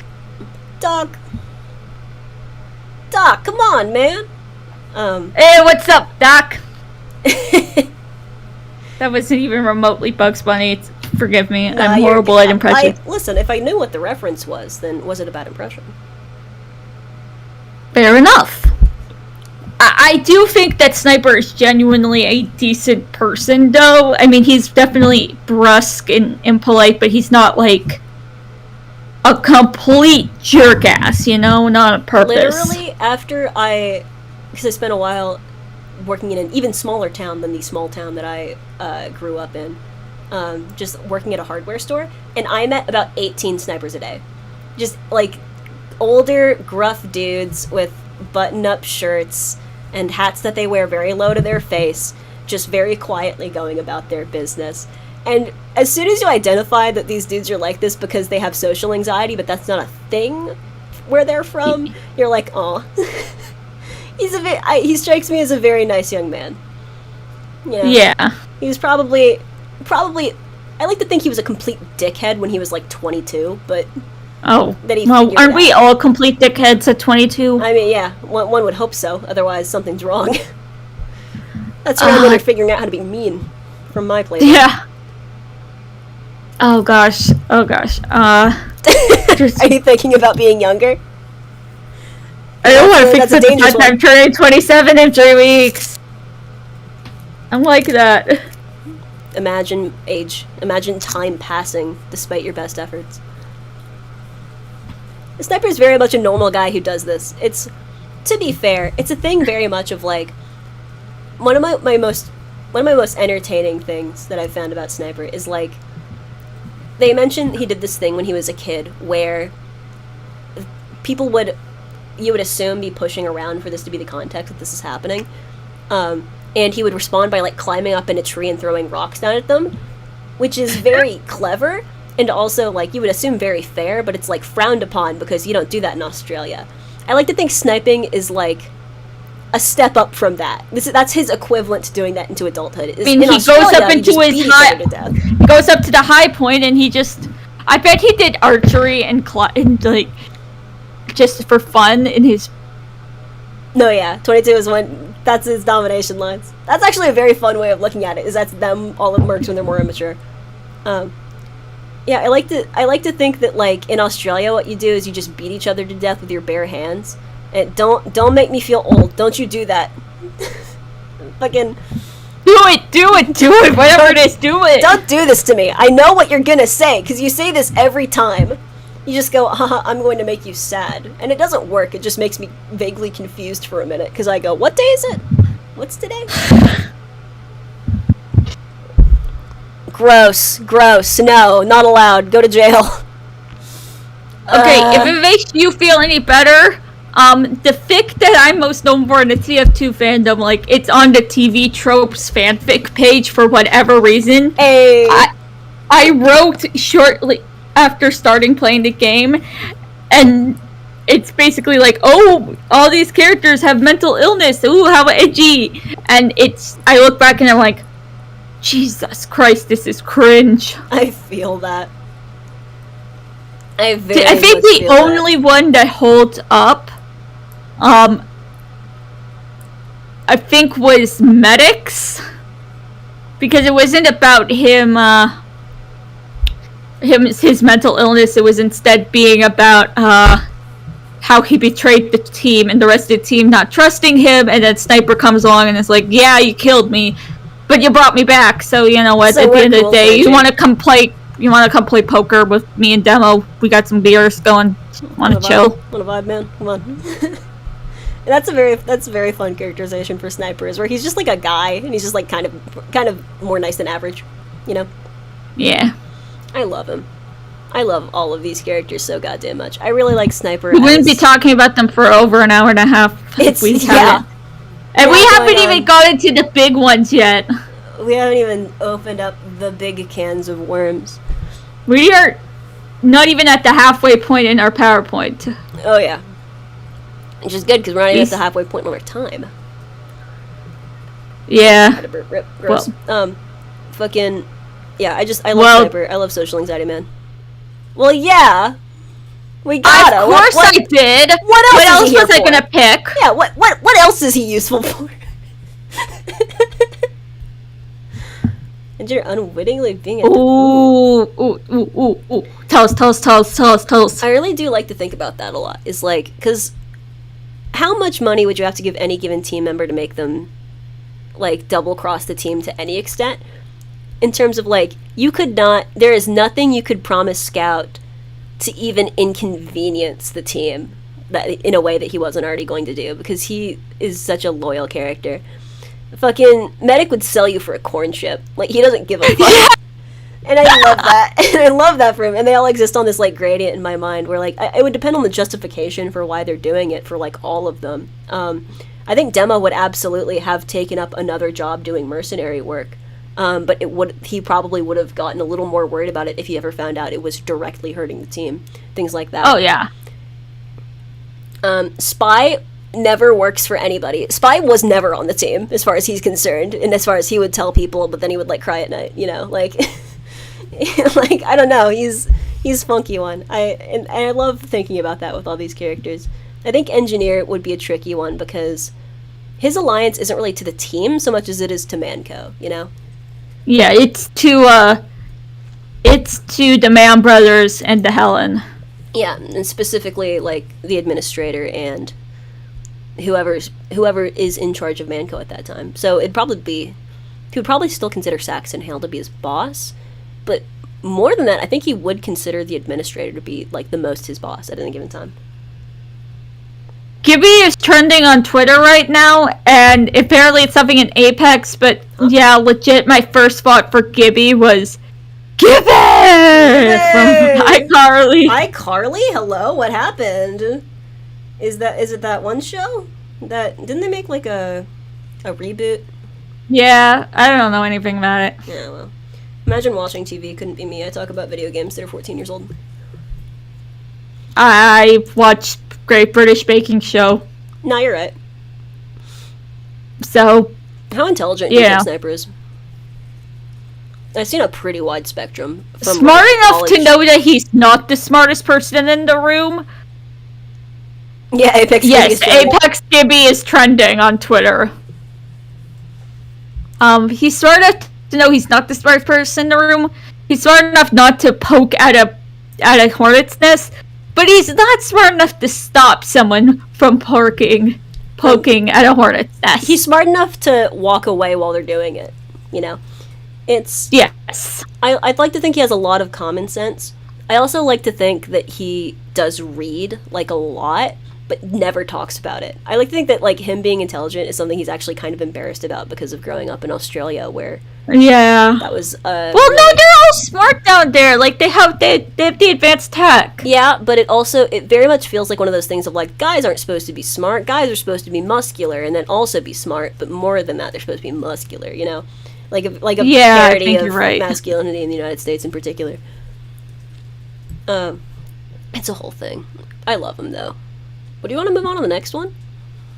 Yes, because I have thoughts on the next guy. To the best man? Do we want to move on to our perfect boy? I love how much of a delay it's on. I'm watching the delay, and it's so long. There it is. Okay, first of all, before we begin, stop writing him as racist! Don't make him racist! There's no reason to! Thank you! Why would he be homophobic? He's so in love with Dabo! I'm gonna try to This is the most bisexual man to ever bisexual. Dude, I can't, I don't... Imagine looking at this guy and being like, you know what he needs to be? A bigot. What?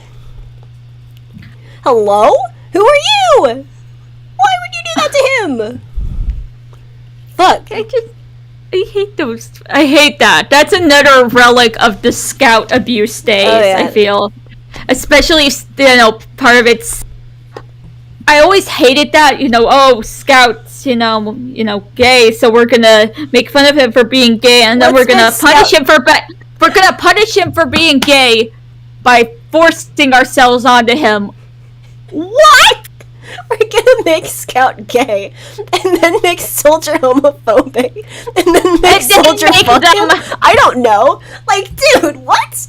What are we talking about? What's happening? Don't talk about that era of fanfic. It was bad. It was just dumb. I dislike bad faith engagement. It's really a non-starter for me. And in particular, there is no value in my mind to making a character who is not already explicitly a bigot. There's never a reason. There is never a good reason for that. Does he say some questionable things in his domination lines? Yes. But so does everyone. Yeah. We ignore all of their domination lines sometimes. For example, we don't like making Sniper a misogynist. That's not funny. You know?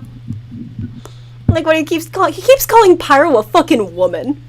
He keeps saying woman derogatory to Pyro, which is both misogynistic and transphobic. And a little bit homophobic if you take Pyro as being a gay man to be your canon. Like, there's so much going on there, and it doesn't need to, so let's just instead make them nice. Gosh, that's why I like comics Soldier so much more than in-game Soldier, because if we're talking strictly in-game, Soldier is my least favorite character. Easily. Far. Because He's at really least hard to Spy like has some interesting, It's a thing Okay, you have to understand, just so you guys know, Dr. Nova Asteria from chat just said on Discord to me, Pyro is a stack of black cats in a coat, and they are right. No, you're right. Everyone's right absolutely about right. Pyro. Anything you say about Pyro, except for that they are specifically a cis white man, is correct. Because, goddammit, you don't need an eighth white man. You don't. Soldier... Yeah, I don't know how to write Soldier either. Soldier's so rough. So, we're talking about comic Soldier because it's a more fleshed out version of the character with more going on. Yeah. I love him! He's so good! He's so funny. Let's circle back to the top. You want to be racist at them. Why would you ever make him... Zana, quickly be a racist! Here's my favorite one. At the French guy. Because the French deserve it. I'll say it. And then the whole thing Zana's saying is half blacked out. It's like, damn. You are absolutely right. You are absolutely right. Where Soldier's trans, his name's Jane Doe, and he just never bothered to change it. That's my name, though. I love him. He's so fun. There's absolutely ways to write interesting conflict where Soldier is just outright an antagonist. There's not a reason to just make him racist, though. That's not an interesting conflict.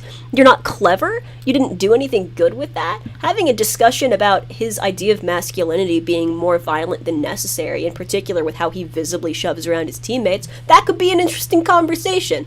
I won't have it because I don't feel like it, honestly, but if you want to do something fun with Soldier, where he's mean to people, you can, and it's not hard. Just put in work. In the comics, he's a good man.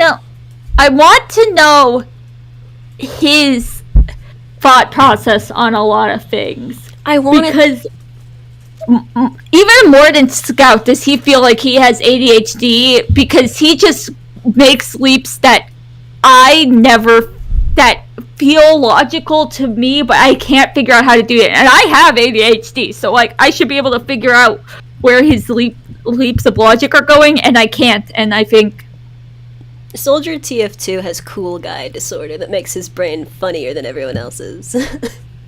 That's I've seen true. a lot. I've seen a lot of headcanons for him. Some people. I'm on cool. I got diagnosed with cool guys. I got diagnosed with the other cool day. guy disorder. Now I take Adderall. So good. He's very Scout fun. Soldier handshake emoji. ADHD.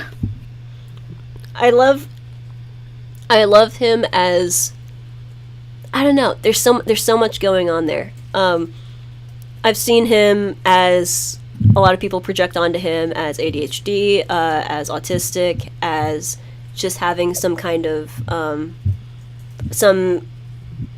what was it? Like one person in particular says like he acts a lot like people I know who have gotten concussions and then slept on them. Ooh. You know, just like some standard... That makes sense. Yeah, just some standard... You got it, will rock or something. Aaron's here. Oh, no, you're fine. That's Aaron, by the way, the one who wants to kiss Sniper TF2 and be Medic TF2. We're going for another Aaron, 2 hours, quite possibly. That's right, Aaron. So... You were talking shit. Yeah, I've seen... Yeah, oh yeah, and Psychosis is a big one, where talking about that... in particular with having paranoia delusions. That makes like sense. Illusions yeah. of grandeur.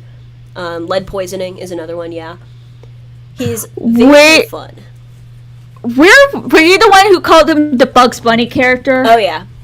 Oh yeah. Yeah, because he can do anything as long as he wants it to be done, As long as it because is he funny. is. Um, Yes. As a character, he plays the extra fun role of being the comic relief in a universe with a lot of cartoonish logic, which is often known as like the Bugs Bunny character. The Joker in a lot of iterations of Batman plays a similar one where he wins because he is funny. It's Joker immunity is what it's called, where the comic relief character is able to do whatever it is that they want because it's funny, because the narrative favors them, because they have the most entertainment to them. And Soldier is very much that character. He's literally fighting a bunch of robots with his bare fists naked. That is not a thing that you can do, but because he's Covered Soldier, in honey. Covered in In honey. yeah, because it's funny, there's Yes, a lot that he he can is. do. His hand's broken, his teeth have been drilled, and he's still more worried about Zana. Aaron, you missed. We talked about heavy, demo, Me. sniper, pyro, and And then G. yeah, and NG. And those are the ones we talked about. Now we're on Soldier. We're not to Scout yet. Don't worry, you Kinney. He's such a fun character because you can play him in a couple of very fun ways. Scout's gonna be a long one because I have so many thoughts on Scout. He's easy to project. And I know the second that we get to it, I know that both Doc and Narwhals are gonna be in chat just yelling simp, simp, simp. He's gonna come on screen. I'm gonna be like, I fucking hate this guy. This fucking thing. Just I'm like, gonna reach through my computer talking screen and shit. strangle you like how Soldier strangles Scout. like expiration date. Yeah. We cannot teleport bread anymore. We can't simp for Scout TF2 anymore. Aaron just. Well, now I have no point to live. Goodbye, everyone. See you. Stream. Stream ends. Just Discord disconnect noise. Oh no, yeah, no, we actually planned for Scout to have a full hour We because expected we have. Spy and Scout to be talked about for quite some time because we project on them a lot, so we have a lot to say. They are the two characters we write the most too. So Scout did trans your gender, Aaron. I know. I want to be their friend, except I don't want to go to jail. Except I do. I feel that.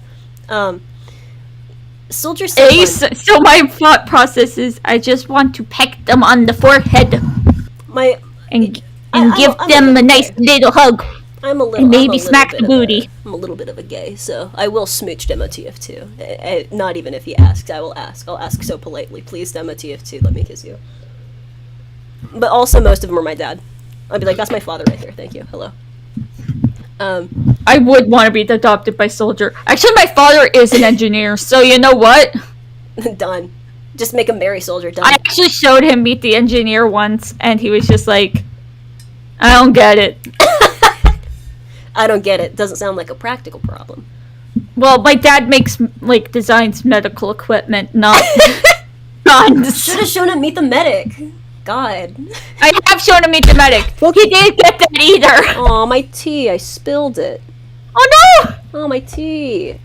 Oh no! Oh, no. You want Mom take a break to clean it up? Nah, it's not that bad. It's just enough to make me sad because it was good tea.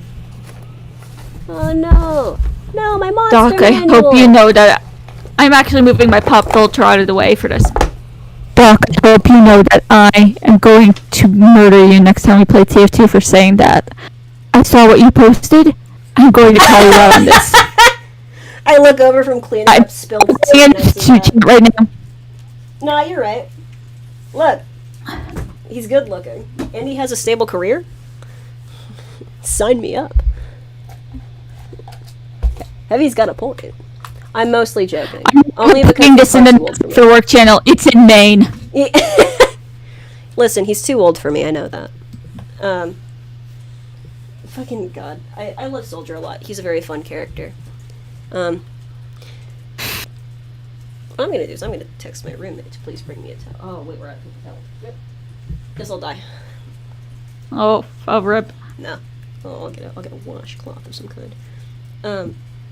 Yeah, he's so fun. He's so fun as a character. He's honestly pretty.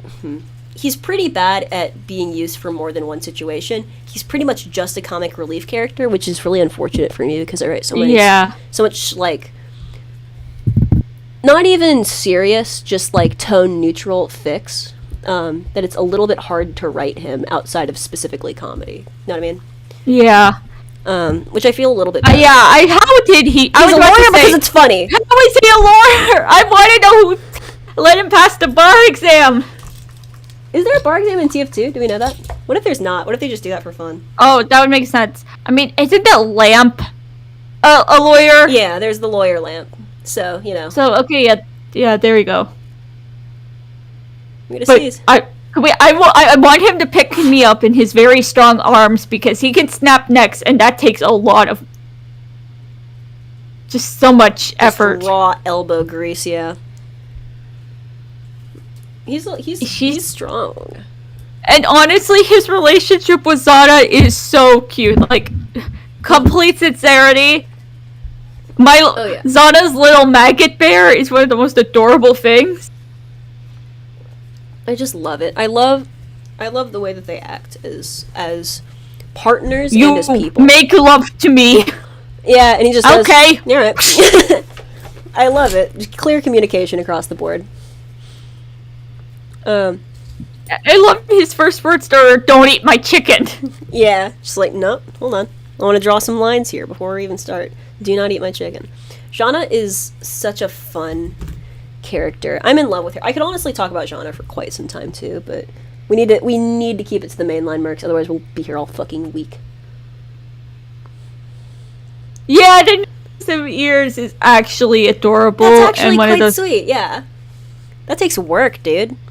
Yeah. Well, you're gonna dude, buy you know a thing how with hard money? Anyone can get money. You can get ears. Only Soldier. He's the man. But the fact that Heavy instantly knows what it means, I think like a necklace of ears might be like an actual Russian tradition or something. I doubt that's a thing, but I like to think what happens is every day, Soldier will get like fucking crunk with Demo and be like, one day I'm gonna meet a nice girl. I'm gonna give her a necklace of ears. Why did Heavy know that a necklace of ears meant she was with Soldier? Because who the fuck else would give her a necklace of ears? I just assume off camera Heavy says that shit constantly. Oh, Mermaid's not home. That's a problem. Oh well. Also, Heavy was there when they first hooked up, so... Here's shouting from the other room. One day I'll give you a necklace of ears, I promise. Sniper might... I love that everyone in the... I love the bit that Demo does real quick where he's like... We know that Sniper's like a serial killer, right? And then they're hanging out. It's like, Sniper, my man! Like, immediately best friends again. I love that. That's how I feel every time I haven't, like, talked to a friend for a while. I'm like, I have no idea who this person is. We've never met before. And I'm talking to him like, hey, what's up? What? Why you have a... Fuck you, that's why! I speak funny. Entirely in Vine references, and I'm It's a sorry. lifestyle. Nah, you're right. God, I love it. Okay. Alright, I think we're good on Soldier, but before we get to the next guy, since we're about at the halfway mark, do you mind if we take like a 5-minute break? Because I gotta go. Yeah, go for it. I'll entertain. I gotta go use the little writer's room. The little Merc's room, yeah. Yeah. Alright, so we got a 5-minute break. Go get water, go get tea, go get popcorn. Go get fucking cocaine, I don't care.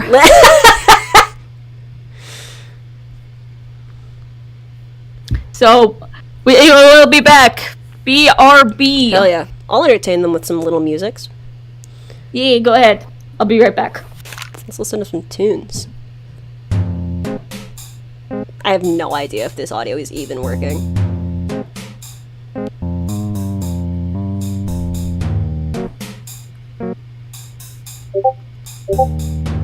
We're vibing.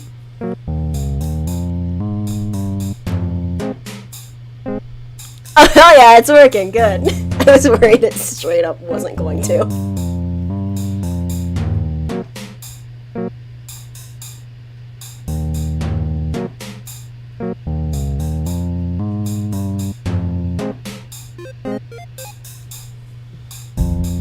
Yeah, I did. I did make this. I'm gonna go get a towel. Maybe squish a cat to make it meow so you can hear it.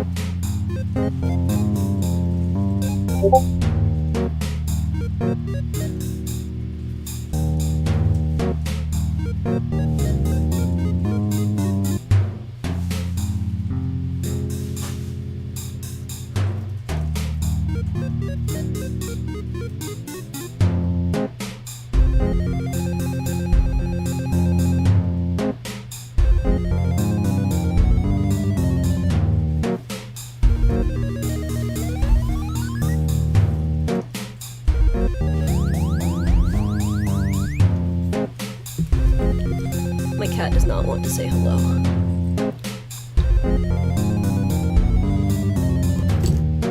He's laying on a backpack. He's going to school.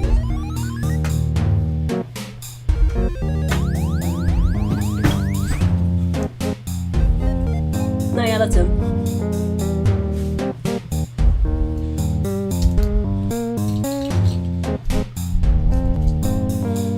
I'm sorry. When am I supposed to pick him up? He's huge.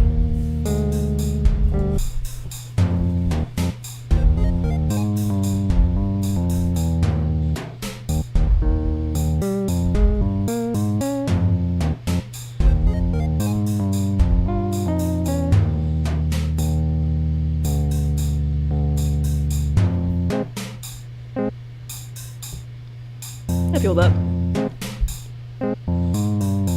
Oh.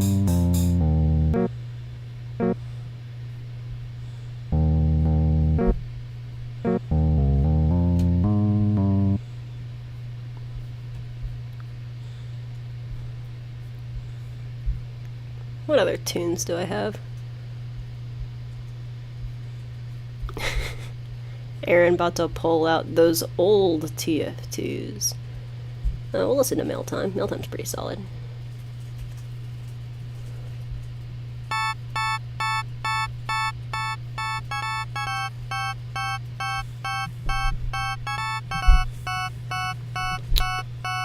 I don't know who you are, Aaron.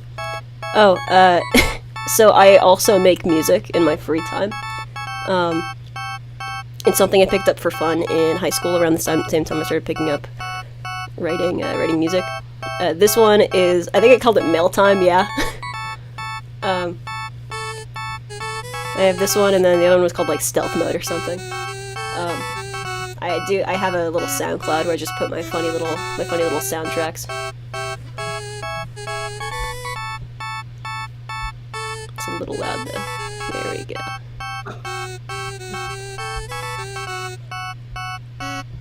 I was hoping to make a long track version of one of these. It's not that bad once you get in the swing of it. I know that Hal also does. I use Beepbox. It's the in-browser program that you can use. It helps a lot with not letting you get too complicated. It's Beepbox, as in B-E-E-P-B-O-X. This is still too loud. Alright, Mail Time, calm down. Oh yeah, so the bit with this one is, this is the track I made for an NPC in a short campaign. Oh yeah. This is for an NPC for a short campaign. It is a post-apocalyptic kind of society situation. And this is for the mail people, who are just fine, because nothing stops the mail. It's a fun little bit. Okay, I am back. I have great news. We have 6 viewers and 9 likes. Fucking hey-oh. Hey. I've been putting on a funny little music in the meantime. Hey. Was absolutely right about this. Okay. I think I told Narwhals and Doctor about this. So, for my friends were asking me what I wanted for Christmas, and one of my friends, Shroud, he said he bought me something, but it was being shipped from Latvia? Latvia? Yeah, Latvia. And it wouldn't be there until February. Ugh. He was sorry about that. And right around that same time, I got a notification on Etsy saying that this scout print that I had was wishlisting there was only one left, and I was like, oh shoot, I should probably buy that. And then I added it to my cart, and it said shipping from Latvia. And guess what just showed up? Hey! I'm messaging him right now. Give him a little kiss.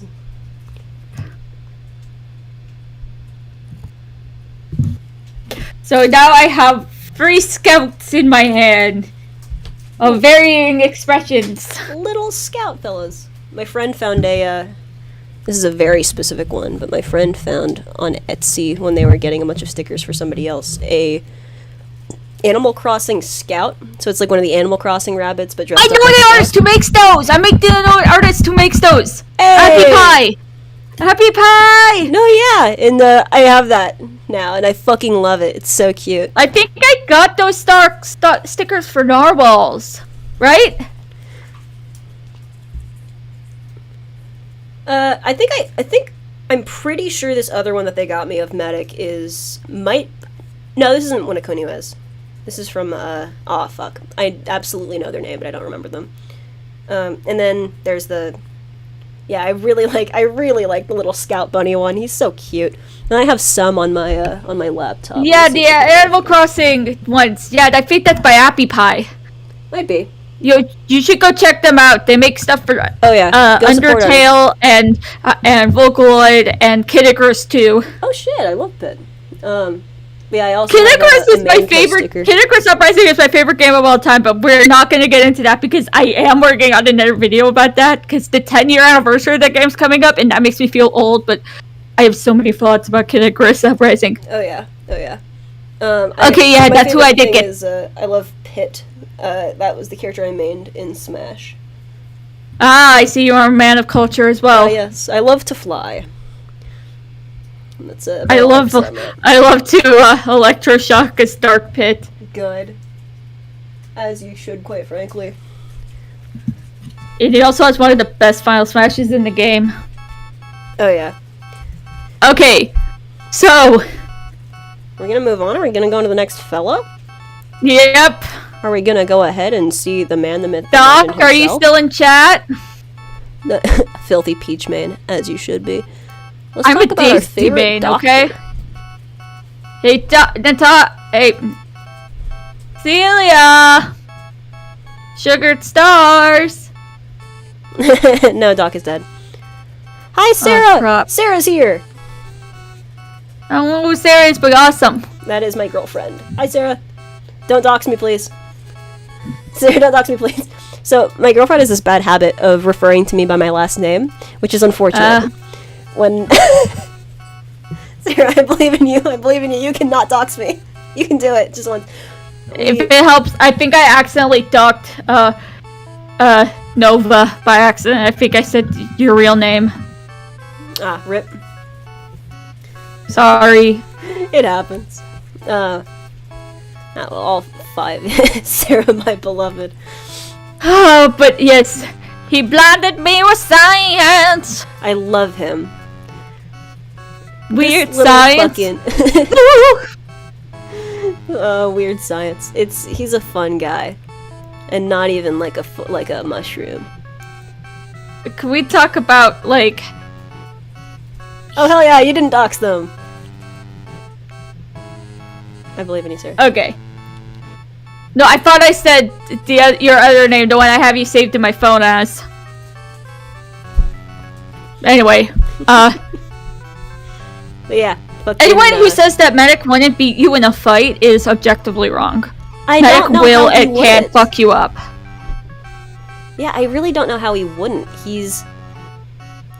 I mean, we all saw Have you what he did seen to his fucking melee Chevy. range? We all saw what he fucking did to Chevy. Dude, just knifed him. Dude implanted a baboon uterus in the dude. Like, oh my god. I don't know. I love him because he is so good at fighting. He understands to stand behind somebody else. Like, it's not even. I would argue it's not even like a cowardice thing. He's just very intelligent as a mercenary.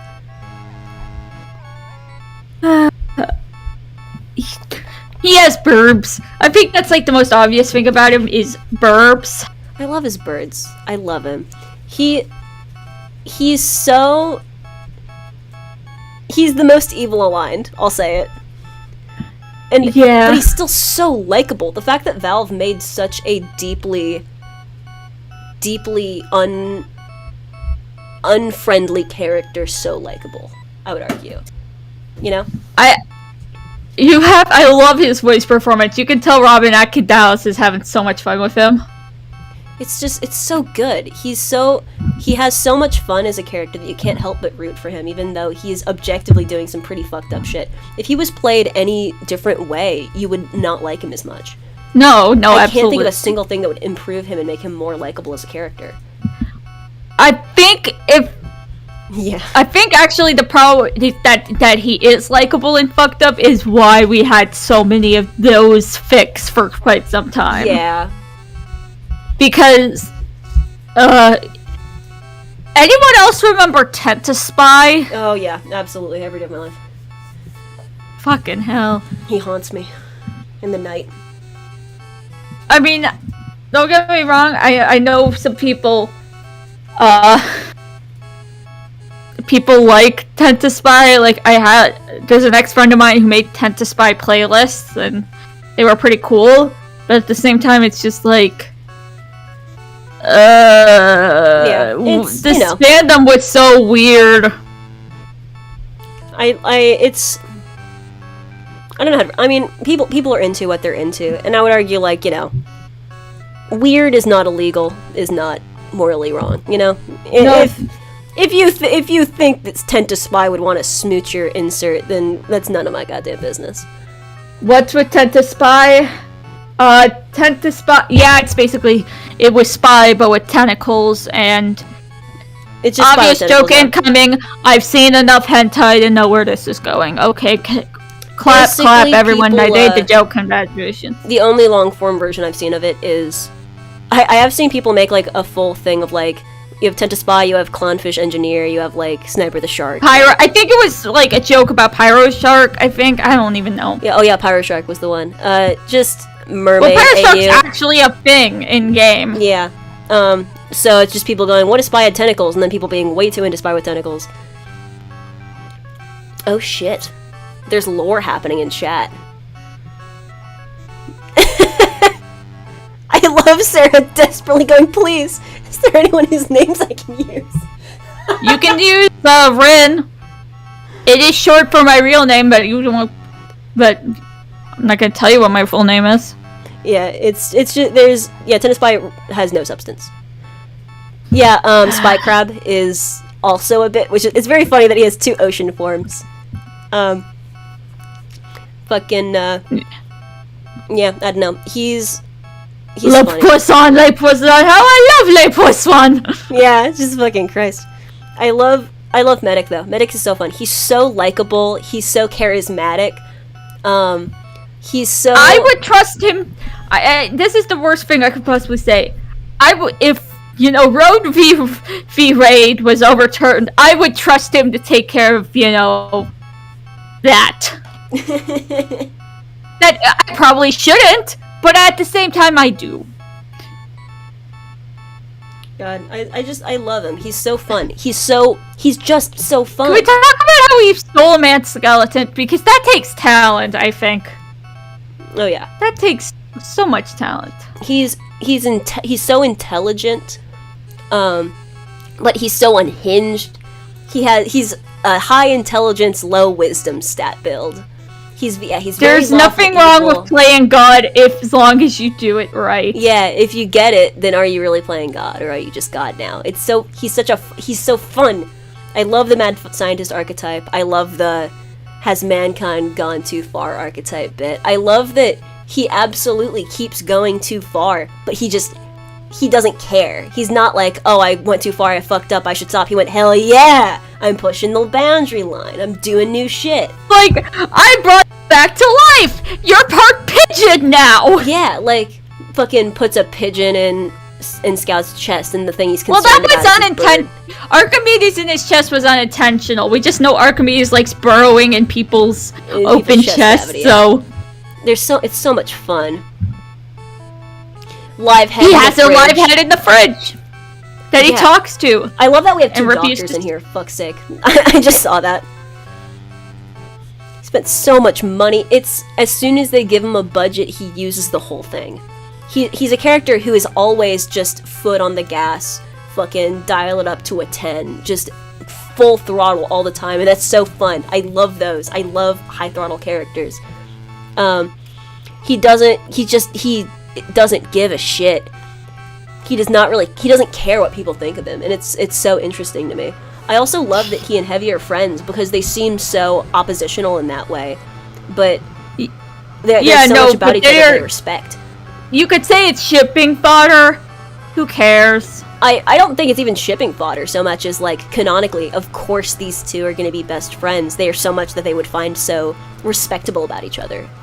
In a way that's really not Well, they mirrored by both anyone grew up in harsh environments, because Heavy grew up in the Gulag, and considering when the game takes place in Medic's implied age, he had to have grown up in Nazi-occupied Germany. By the way, if you characterize him as a Nazi, fuck off. Don't do go that. fall into a ditch and get rabies. Why would you die? Why would you do that? Maybe die? Just die. We're not doing that here.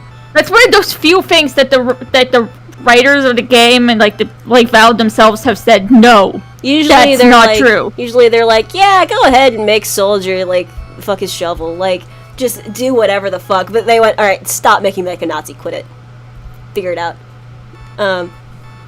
So. Yes, Where he are we did. going he with did. what if don't yes and what if no but? What was that about? Oh yeah, I forget. remember. That was how you wrote down. It's about his character and like what he does. I don't even know where we were writing. It's implied that Medic is potentially Jewish only because if he left Germany before World War II, that would be one reason. Yeah, that it makes a lot. There's a lot of logic to that. Also, I also like to think there's a lot of evidence behind the fact that he's just a fucking war criminal who's not legally allowed in Germany anymore after he did some shit to some people. He did steal a wedding van. That's one of the cosmetic things that I do like to think is canon. Yeah, that's an Archimedes one.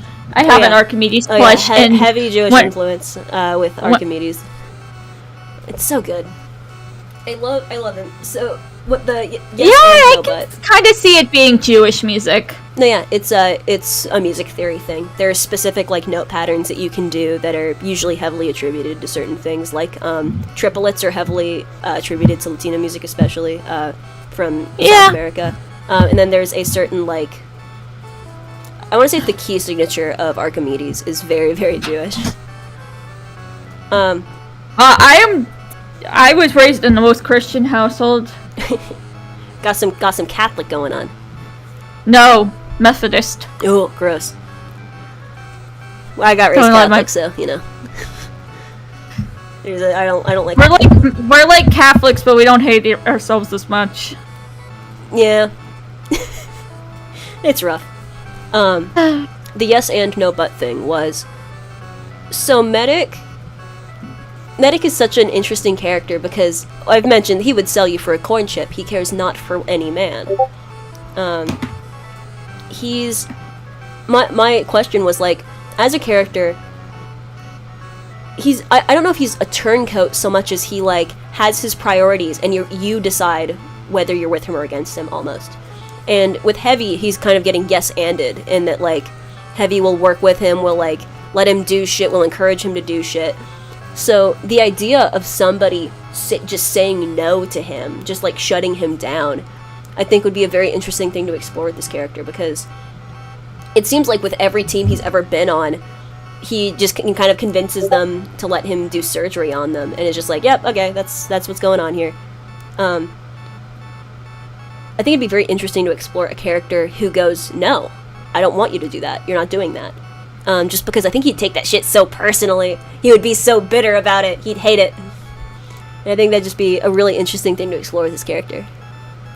Other than that, he really doesn't have a huge character arc, except for... He doesn't change much as a character in the comics. You know, he's very static as a character. Because he's already doing so much that he never really needs to change. He's so Yeah, Medic is so interesting. He's an interesting little fella, and we love him. I want to give... there's just so much we could talk about Medic, because... That's really the only character arc I could see him going with, is a character refusing him. I think that would be a really interesting one to explore. That's the only thing I could see that would really change anything about his character, would be to explore that, and how he reacts to that, but... He plays the accordion. Plays the accordion. That's pretty neat. He also, I think, can play the violin. Wait, you know what we need for Medic now? We need a Weird Al loadout for Medic. Yes, we do. You are so right. We need a Weird Al...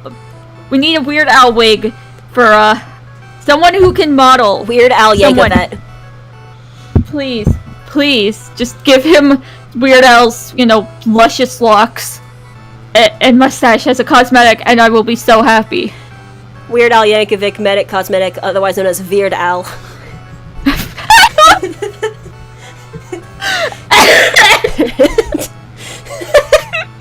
Stupid. Stupid.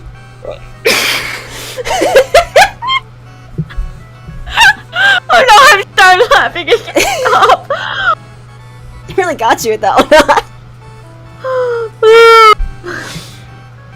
He has pigeons. Okay. I love that for him. He's very fun. I like him a lot. He's a very dynamic character. He's very fun to bend. But I think Medic's also one of the most talked about characters in TF2. What, Aaron? What?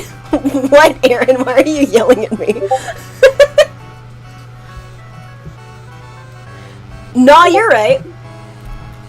Pyro as a no-butt character would be very interesting, just because Pyro is already kind of a no-butt character, which is very fun. Remember in the Heavy comic, when Heavy was like, here, I'll give you a lighter if you let me do what I want, and Pyro went, fuck you. Just, like, pretty outright, and then the administrator was laughing at him. My absolute favorite reaction image to come out of TF2 beyond Scout's disgusting face when seeing naked Zana and Soldier is Pyro pulling up the axe for Smokey the Bear. No, yeah, it's such a good one. Just staring, and then suddenly flames and asks. Oh yeah, they're such an expressive character. Medic is very fun because he's so dynamic and he's so high momentum. Doc just reminded me of two others. Demo pointing and drinking. Aye, fair enough. Miss Pauling's fight face. And Zana's big old eyes as she kills all the robots. Those are also very good reaction images. The image of Jana with a whole hand on Miss Pauling's shoulder, tits all the way out, is my favorite shit in the world. Because imagine, I'm gay. I can't. Oh, you can't I love that Zana keeps on saying, "Do not look at my man," and she's like, "Oh, I'm not looking at your man." She's like, "I'm lesbian. I don't know you." Actually, that's not the side of this relationship I want to cuckold. Thank you. I love her. Miss Pauling is a cuck. Discuss. Discuck. She learned from the best, bends over to spy. I don't know what they are like canonically best friends, which is really awesome. I want them to be best fucking friends all the time. And honestly, I thought we would have more to say about Medic, but I don't know. He's very dynamic. He's a very high momentum character who's... It's important that he keeps his momentum to keep moving as a character. He's like a shark. Oh yeah. He's very high motion. There are very few times in the comics he ever gets shut down at all, and one of them is by Chevy, and then he kills Chevy. Yeah. It's very fun. You don't fuck with Medic and you don't fuck with Archimedes. Every time he's in a scene, he has that scene by the reins. He has it by the scruff of its neck and is steering it through whatever's going on, and I like that a lot. He's a very influential Tumors! Just the nonchalant way he says Oh yeah, it's everything that's ever going on, he usually has it by the neck regardless of how much control he actually has. He always seems very in control and very, like, on top of his game. Even when he, like Heavy turns and he goes, "Are you sure about this?" And he goes, "I don't fucking know," with just such joy. Doctor! Shut this! I have no idea! Exactly. Even in that scene, he has such a chokehold on what's going on, even though he has no idea what's going on. No clue, yeah, it's fantastic. It's exciting. Something that's unrelated, I haven't really talked about this. Medic has drip. Oh yeah. Oh yeah. Like, that is one of the best outfits for a Doctor character I've ever seen. It immediately this says combat medic to you, but you also immediately get this sense of just seeing how blood stained the gloves are. Oh yeah, the bright you're red just like gloves. You get that instant sense of, okay, this guy's messed up in the head. You got the bright red probably gloves. one of you the got best. The bright white coat. It's so good. It's such an excellent character design. I fucking love Medic. TF2 has some awesome character designs, but Oh, yeah. I think Medic is one of my absolute favorites. Just, you instantly know everything just looking at one image of him, especially because he's physically impossible for him not to have, like, a full Freddy Krueger smile on. Yeah. I love his creepy smile. Pretty much all of the characters in TF2, you can look at them and immediately have an idea of what they're for. Like, you look at NG and you're like, okay, that guy builds things. Yeah, you see the hard hat, you understand he builds things. You see Soldier, and his rocket launcher, you immediately understands. Like, this is a very bouncy character, especially. Scout's the fast one, Medic's the healer, Heavy is the tank, done. The ones that are a little bit rougher are Sniper and Spy, but to be fair, you're not supposed to see them. Yeah. And really Spy, I feel like you still kind of instantly get what his character is, you maybe not his role. Freak thing. But you get his character. And speaking of Spy, I'm really good at these segues. We're really good at this. We're so good at streaming. Okay. I'm in love with Spy TF2. A little bit, but also I hate him. Okay. So I need you guys to understand the moment that made me love Spy, and probably one of the most biggest moments of pure elation I've ever felt in my life. Was when Comic 6 came out, and Nova and I were reading it on voice together. Like, we were both reading it on our respective computers, and live blogging it to each other, essentially. And I get to that panel, and Scout there, dying. Scout's there, and I'm having a popsicle. And I'm like, oh shit. And then Spy comes over, and I'm like, oh Spy shit. Jones. And then Tom Jones comes up, and I'm like, okay, well, that's still obviously Spy. That's kind of sweet of Spy, to comfort him. What a nice guy. And then 27 years ago, I dropped this sex bomb, and I was like, no.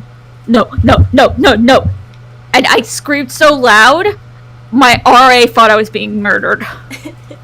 I remember I slammed my hand over my mouth when the name reveal and everything. And Nova was like, what's wrong? Are you alright? And I was just keep reading. They got to that point. Oh my god! No, yeah. Fucking, I remember when I was reading the comics, I was sitting with a friend and, like, reading it out loud to them as we were going, because their eyesight's not the best. And I was just, like, reading out all the comics. And I remember between comics they would give me, like, little things. And I remember them being on, like, comic 3 and being like, God, Spy's just a slimy little guy. And I went, no, you're right, he is. And that was like, Spy's such a sad, slimy little guy. I'm like, no, you're right. I love Spy in the comics. I hate him in the games. Listen, between the comics and the SFMs and the game, Spy easily has the least consistent characterization. Oh, absolutely. literally no contest. Yeah, but I think that's why he's so much fun to talk about. Because, There's so oh much. my gosh. What is there? Yeah, I'm not gonna make this all about Dad Spy, because there is more to him than Dad Spy, but Dad Spy was like my biggest headcanon before it was canon, and then it was canon, and I was like, whoa! You know. And note, Scout is also my favorite character. So obviously, if something that makes me like my least favorite character more, I'm probably not making any sense. But I get it. You're on track. Yeah, he's so fun. All right. It's a thing of, I tend to, if I'm gonna discount any of them, I tend to discount Game Spy as just, I don't know. That feels like it makes the least of it. The rainbows make me cry thing is like that. I hate that. I hate that so much. That's a little fucking much, Valve. And to be fair, at that point, they really hadn't kind of nailed down a lot of the characterization that they would end up leaning into later. Yeah. Spy changed the most. Flat. Just straight up. He went from being a complete asshole to still an asshole, but he's more worried about, getting blood on his suit and just being, Yeah. dapper and dashing when we all know he's a huge fucking nerd. Yeah. He's so interesting as a character because he's such a coward. He's such a coward, but in such an interesting way. I mean, TF2 is all about the stereotypes, and he is French. Yeah, but So- the way they play him as just such a coward, but in such a weird, roundabout way is so fun. There's such a fun conversation to be had with him, like, all of the time. He acts like he doesn't give a shit, but he's really just that guy from Parks and Rec. I have a condition. It's called caring too much, and it's incurable. Exactly. He's a character who intentionally has way more layers than he needs to, which you might see in his character design. He's got so much going on. Him being the best professional there is, but also being a weird, stinky, backhanded little man, because secretly he's a coward in the middle and the inside, but actually he also wants to do a good job because he cares so much. Like, you can go back so far. You could buy a custom sapper. That's just Wheatley. Yes, I love the app sap. App sap's very funny. I love it. I love Wheatley. I love Portal. I love TF2 and fucking Portal and Valve and blah blah blah. I know they aren't related, but I'd like to imagine they are. Yes, they are. Sniper and GLaDOS are married. They are WLW MLM Solidarity. Just got married for tax I thought you were reasons. gonna accuse. I thought you were gonna infer rather that Sniper is a he/him lesbian, and I was like, all right, based. Do you know what? That's you. Not based. You're right. That's why he and Miss Pauling hang out. Based, I guess. No, wait, no, yeah, we did. We went through Sniper very briefly already, Sarah. Sniper Sorry, Sarah, was a while ago. Sorry. Sorry, Sarah, that I skipped you. Our joke is that in our relationship, she is Sniper and I am Scout, which is very funny. It's very funny because I'm the sad one. That's a joke. That's a joke. Spy is so fun. I'm sorry, Sarah. You can rewatch all of this when we're done. Yeah, do it. Spy is so misleading as a character, and in such a way that it makes great sense and is also very fun to unpack. We know very, very little about him, but despite his best efforts, we can infer so much about him. He's a wine snob, everyone just assumes he smokes artisan cigarettes. He has his tailor-made No, they're suits. just like really cheap Marlboro. Yeah, I like to think that they're cheap as shit, but he puts them in the fancy cigarette case and then says that they're artisanal, and then everyone's like, fucking whatever, Spy. He says his, this suit costs like Fucking $30,000 or something. And really, he got it at Goodwill for $20. Oh yeah. He gets a $20 Goodwill suit and has it tailored, which is the same fucking thing. There's so much to unpack with him. I've seen so many really interesting characterizations from him. A lot of them varying from as far as also giving him some form of psychosis that results in a lot of paranoia. I've also Yeah, seen... I mean, why else would you become a spy like that? Yeah, and a lot of it, he's heavily characterized as a character with deep PTSD. He's so interesting. He intrigues me so much because there is not a single thing he has ever done that you can take at face value. The most honest we've maybe ever seen him is like the moment after Scout dies, and we get a frame of that, you know? I think he was being at least partially honest when he was talking to, I think it's Jack, the little kid in the Smith comic. I think in that moment when he's trying to, you know, asking if the kid's okay and scared anymore, I think that's also the real spy. Yeah. And, you know, in that moment he is being the father he never got to be, or never felt he could be. There's so much there. He's so interesting. And Sniper did know. We'll talk about Dad's Spy in a hot second. We have a few other things about Dad's Spy. Like I said, there's a lot about Dad's Spy we have thoughts on. We like Dad's Spy. We like it here.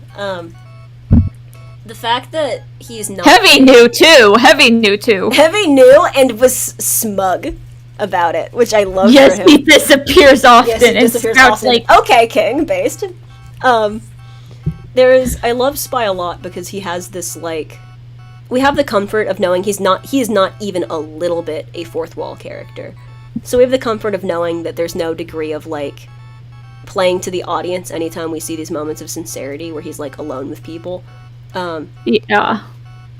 And I like to think that the reason that he's doing these things in such a backhanded, roundabout way to disguise that he actually cares about the team because of his own fucking issues. Well, that's like the entire point of Expiration Date. Yeah, it's just he's doing.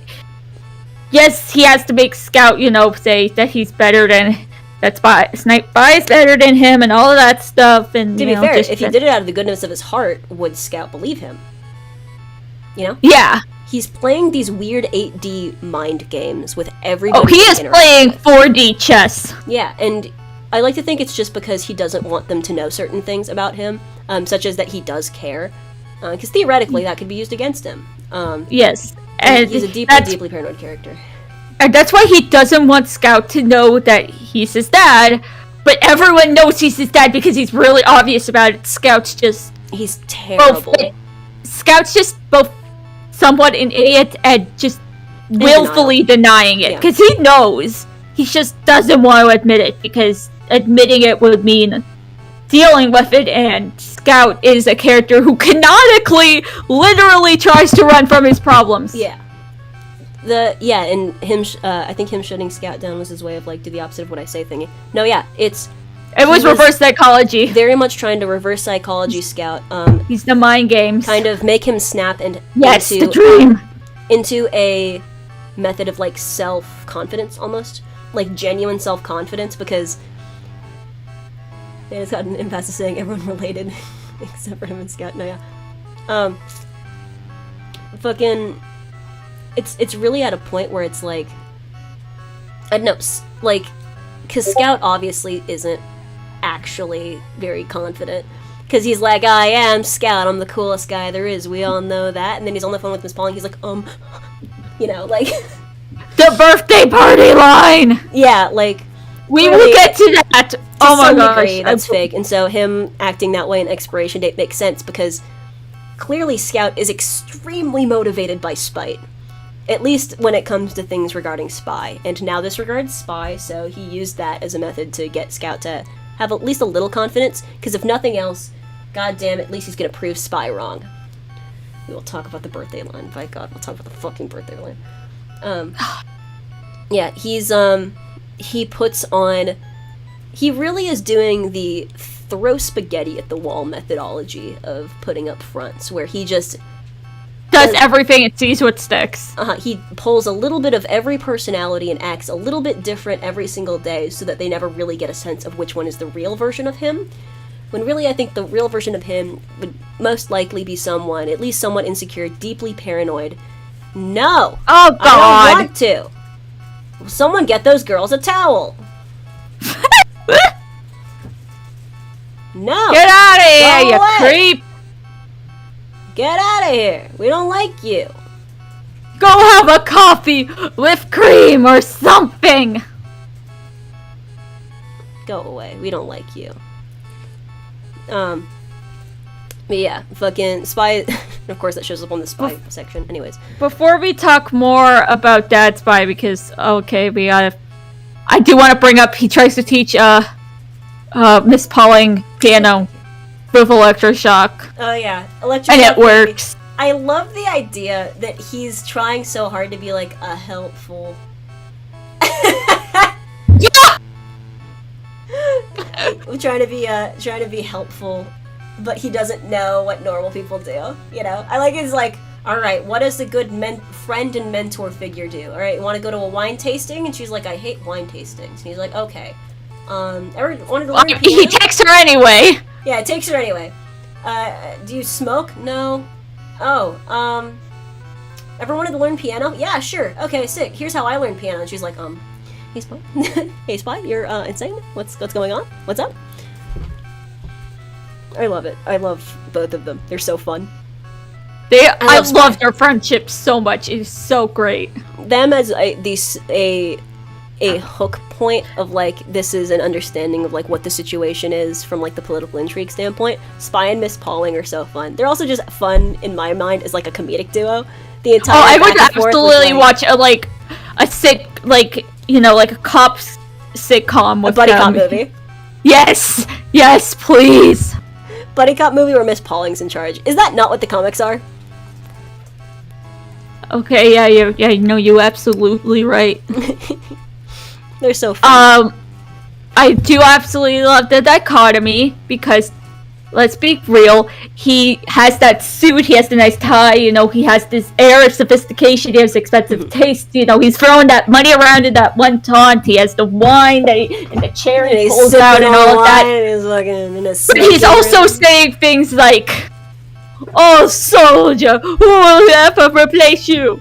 Anyone!" And Anyone. like, and some of the most absolutely brutal. Just for no reason. Okay, RuPaul's Drag Race.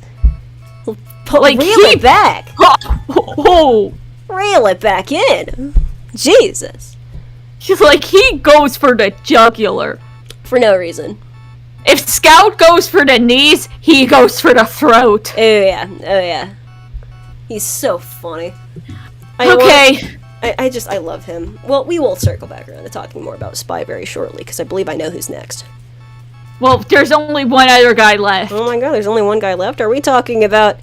Oh no, please. Are we gonna talk about Murder?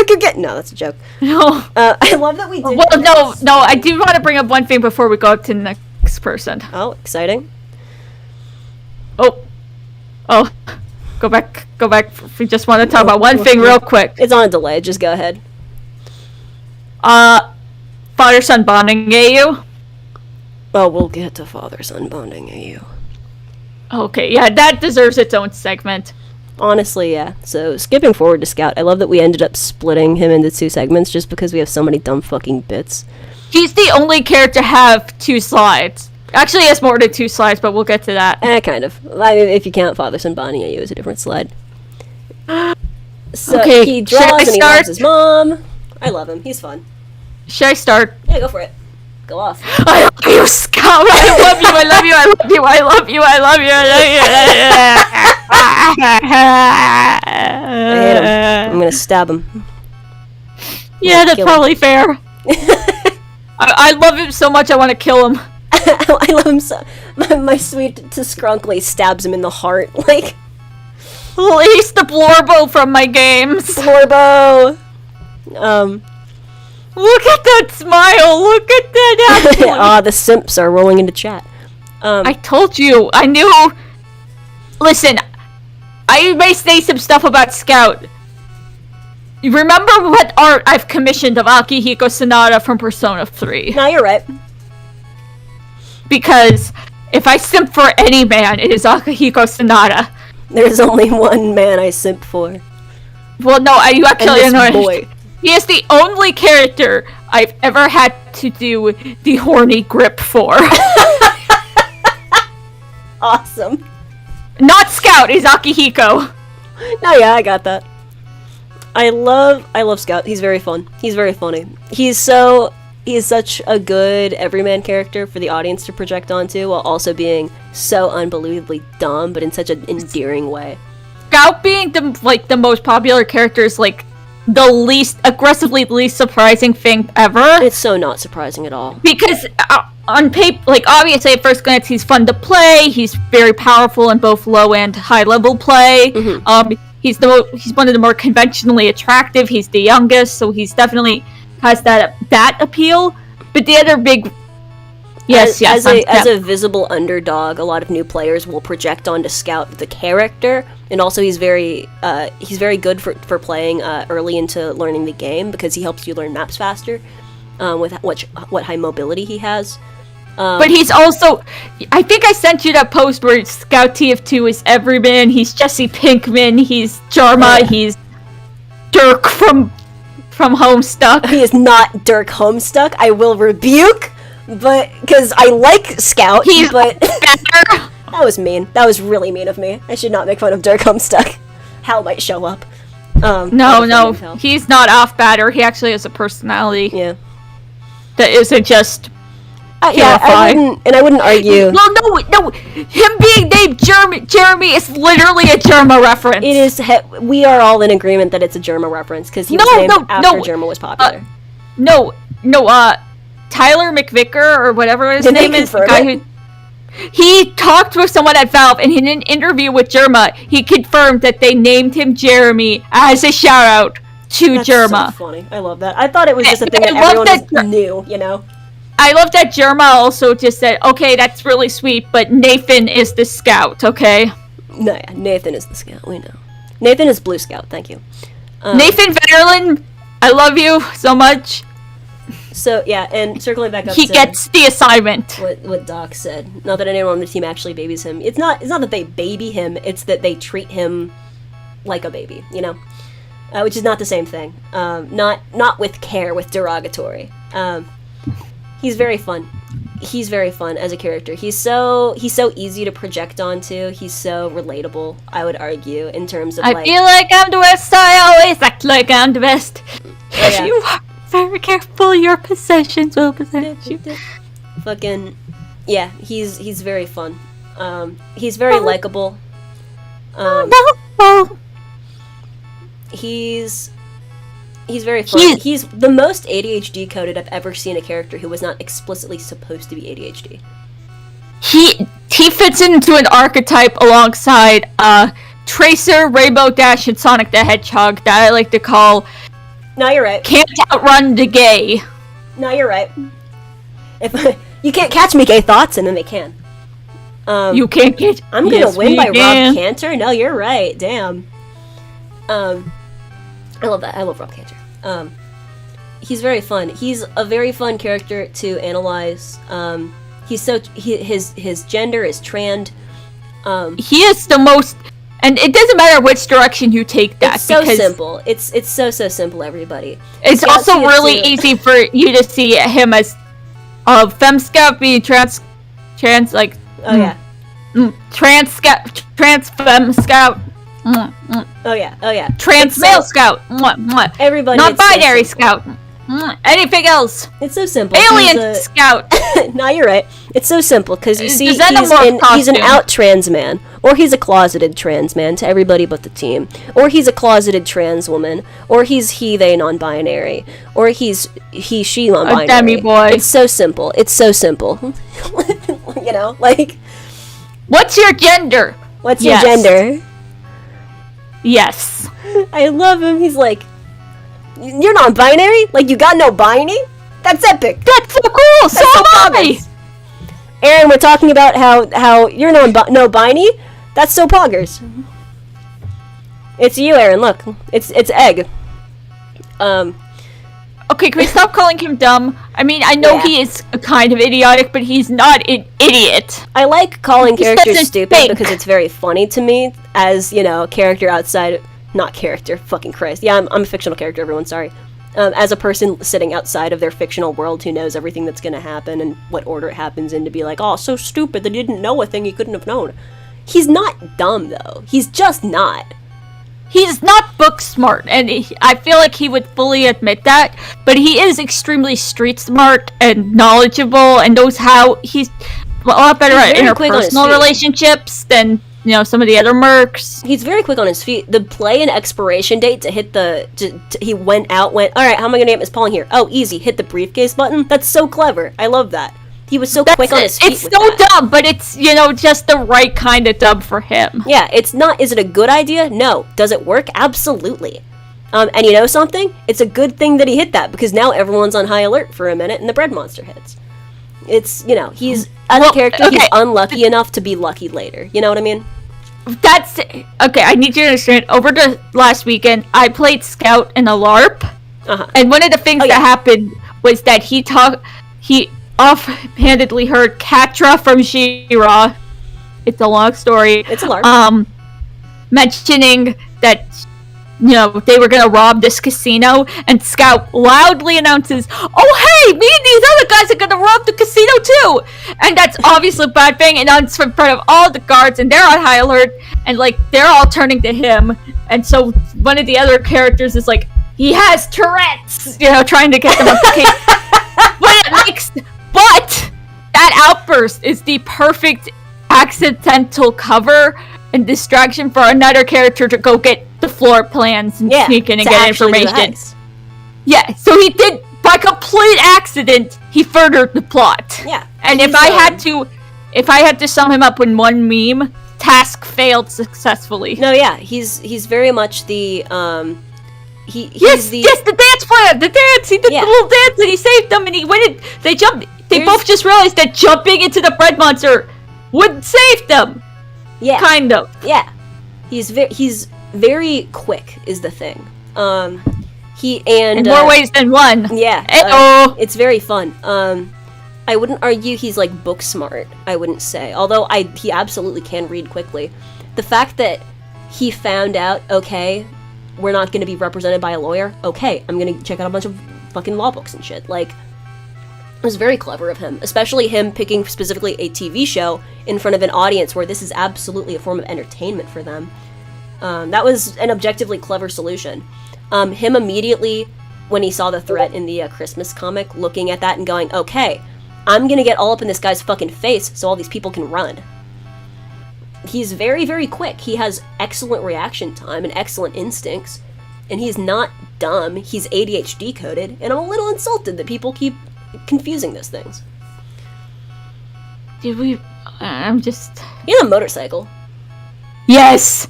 Yes, He has a fucking motorcycle, dude. Dude, I love his motorcycle, and no one ever remembers he has the motorcycle. He can fucking ride him. He was riding the motorcycle, not heavy. He was the one driving it, yep. Yeah, that was him. And he was able to steer it in this area he's never been to, with heavy on the back, you know, probably messing up, you know, the balance and everything of it. He's good at what he does. He's very competent, and if he wasn't competent, he wouldn't be there. I've seen a number of arguments for this, some of them ranging from Scout's very competent and wants to be taken seriously, but the team doesn't for a variety of reasons, all the way up to Scout is intentionally leaning into the him being a baby thing because it keeps him out of trouble. I think telling him to do dumb shit.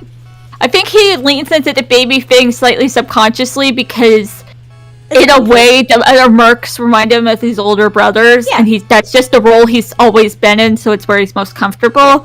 So he always kind of defaults back into being the baby of the group because that's what he grew up as and that's what he knows best. Oh yeah. Out of all the characters, Scout has the most consistent characterization across the things. From like that is very true. Like easily no contest, Scout has the most consistent characterization. The only time it is a little uncharacterized. Is in the comic, in the game, but that's only because, you know, Miss Pauling and other things, just, they don't show up. Yeah. She's not in the game, and we only have her end of the conversations, but from her dialogue, it's very obvious he's still the same thing. Scout, stop flexing. And Scout, stop flexing. Scout, oh my god, Scout, fuck god, I hate you. I love that, by the way. Or- I love that for them. It's very much a or thing, though, of, like, even then, in the dialogue, in the context of him being in this, like, high energy, high adrenaline fight and acting like that, it's pretty close to base in terms of what his character is outside of that context, which I like a lot, because there's not a lot of that in TF2, honestly. Yeah. There's a lot of characters acting up for no reason at all. And Scouts works pretty well. So in terms of characterization, it's actually a pretty close set in terms of, like, the varying ways that people will play him. The only one that I really see is people leaning either more or less into how much his self-confidence is fake, you know. I've seen ones where it's like, I say he fakes all of it. Yeah, I tend to say that he uses it as, he's one of those people who jokes like, yeah, I know, I'm pretty much the coolest person on the planet whenever he does shit wrong, you know? Like, he's actively working on his self-confidence, is one that I like to lean into, because I just like that. It's the happiest version of him. I like to imagine that doesn't even realize that what he's doing is actively making his self-confidence worse, and then when someone just says to him, bro, it's okay, you don't have to act like you're the best thing ever. It's okay to... You don't gotta be hot shit, calm down. Quit showboating. It's okay, and you don't have to be perfect, and you don't have to act like you are, but you're not nearly as bad as you think you are, and he's also like, oh shit, I never thought of that. It's just like, he doesn't stop and think about something for too long, because he just has to keep going. He has to go. Ah, poor guy. I'm gonna hit. What's his hair color? Oh yeah, I forgot about all the scouts that we have. Oh yeah. We have. Is he brown? Is he a brunette? Is he a redhead? Who knows? We got our various assorted boys. I love Scout. Is he blonde? I don't know. I like to think that he just has, like, I've seen it described by a specific fic writer who you should all read, called Meow Wow on AO3. I've seen it described as dishwasher blonde. Yeah, that's true. I like that one best. No, yeah. To be fair, I think in the comics what that is he has brown hair later on in life, and when he's younger it's more blonde, which is a thing that can happen to people, but... Yeah. It depends. The way that anyone draws the mercs will vary so much that, who cares. I love this guy. His smile is so infectious. I could, like, hear the heart emojis. It's like... I love him. He's a very good character for having conversations of toxic masculinity. Because that's kind of his whole thing. It's just... He is very fun. You love some gender going on here.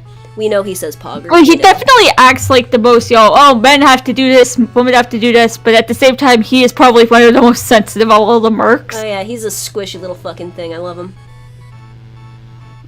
There's a lot of things on here about us just being like, oh, we love him. Yeah. I know that fucking, there's the bit in the Christmas comic where he didn't say single women, he said specifically single moms. Single mothers. Yeah. He wants to be a dad so bad to make up for the fact that he never had one. He wants to make up for it, and you can fight me on this. In what I'm not saying he'd be a good dad, but he's gonna try his damnedest. He's gonna do his best.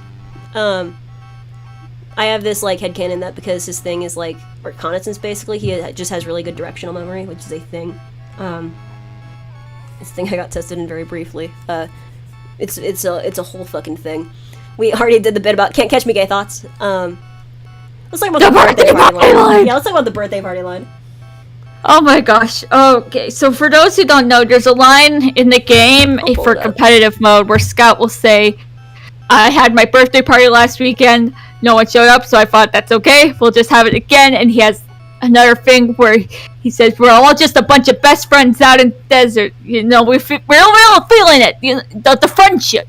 And it's just so obvious he wants the team to think of him as his friends and be, another family to him, and they just aren't necessarily giving him that. or at least aren't being as upfront about it as he thinks they should be. Let me see. Where is it? I can find the line for sure. I used to listen to these all the time. He wants to be the positive male influence he lacked all his life. Exactly! Literally exactly. Let's see. Also, I'm just gonna read this one because it's my favorite one. Hey, I'll say it. Everyone else is here is too scared to say it, but I'll just say what everybody's thinking. We're all best friends. We are all dear friends. Birthday party at my place this weekend, by the way. Nobody showed up last weekend, so I figured now, no big whoop, I'll just have it again. It's just, I love it. I love it. It's so funny. He's like, we're all best friends, and you're all gonna show up to my birthday party. Which is so fun. You're working Merc stuff, do you think it took place in? I like to think all of the voice lines and all of those characterizations, just because it makes no sense to me otherwise, took place within, like, the first month of working together. Like, the first month when they got out there. When they were all fucking fired up about it. It's the only thing that makes any sense to me. I could see that. Literally can't imagine otherwise. They fell into their roles soon enough. Yeah, eventually they figured it out and calmed down. But, yeah, just in general, Scout is a very fun character in that sense. I can't believe that Among Us Twitter account is tweeting about the Humongous Entertainment games coming to Switch. Mogus. Among Us Twitter has posted, I'm ready to put my life on the line for Putt Putt Saves the Zoo. Mood. God. The entirety of the birthday party line is so sad to me. You would not fucking believe the number of requests I've gotten and answered for specifically give Scout a birthday party to fix the birthday party line. I think I've had about 5. And you did eventually write it. I wrote, and it was awesome. I've written and posted at least 2. Wait, no, I think I've done 3 that I've posted, and I have like at least another one in my inbox. There's a lot of them. I love the idea that Demo said he gonna fuck Medic's wife. Clearly, at that point, he had no clue that Medic most definitely did not have a wife. Very true. He doesn't have a wife? What, Medic? Yeah. Medic doesn't have a wife? Yeah. Did you fucking hear about this? You guys not telling me about this? He doesn't have a wife? What else is heavy? Did you like my joke? Heavy's a male wife. Hot take, but we're gonna say it because we're right. Medic is the wife of that relationship. Nah, you're right. Can you get my light? Yeah, of course. You want pizza tonight? Yeah, sure. Okay. I'm Hi, so all worried. of Alex's little friends. Hi. My God. I'm gonna kill you. Oh, you've been threatened. Oh, there's 2 parts of Scout. I see now. Alright. Where's Spike? Blame me, okay? If you're gonna blame is- anyone, just blame me. I'm the one who's insane. Spy's back here. Alright, let's talk about Spy. We already talked about Spy. Also Yeah, we did. Spy. Hi, Sarah. Hi, Sarah's mom.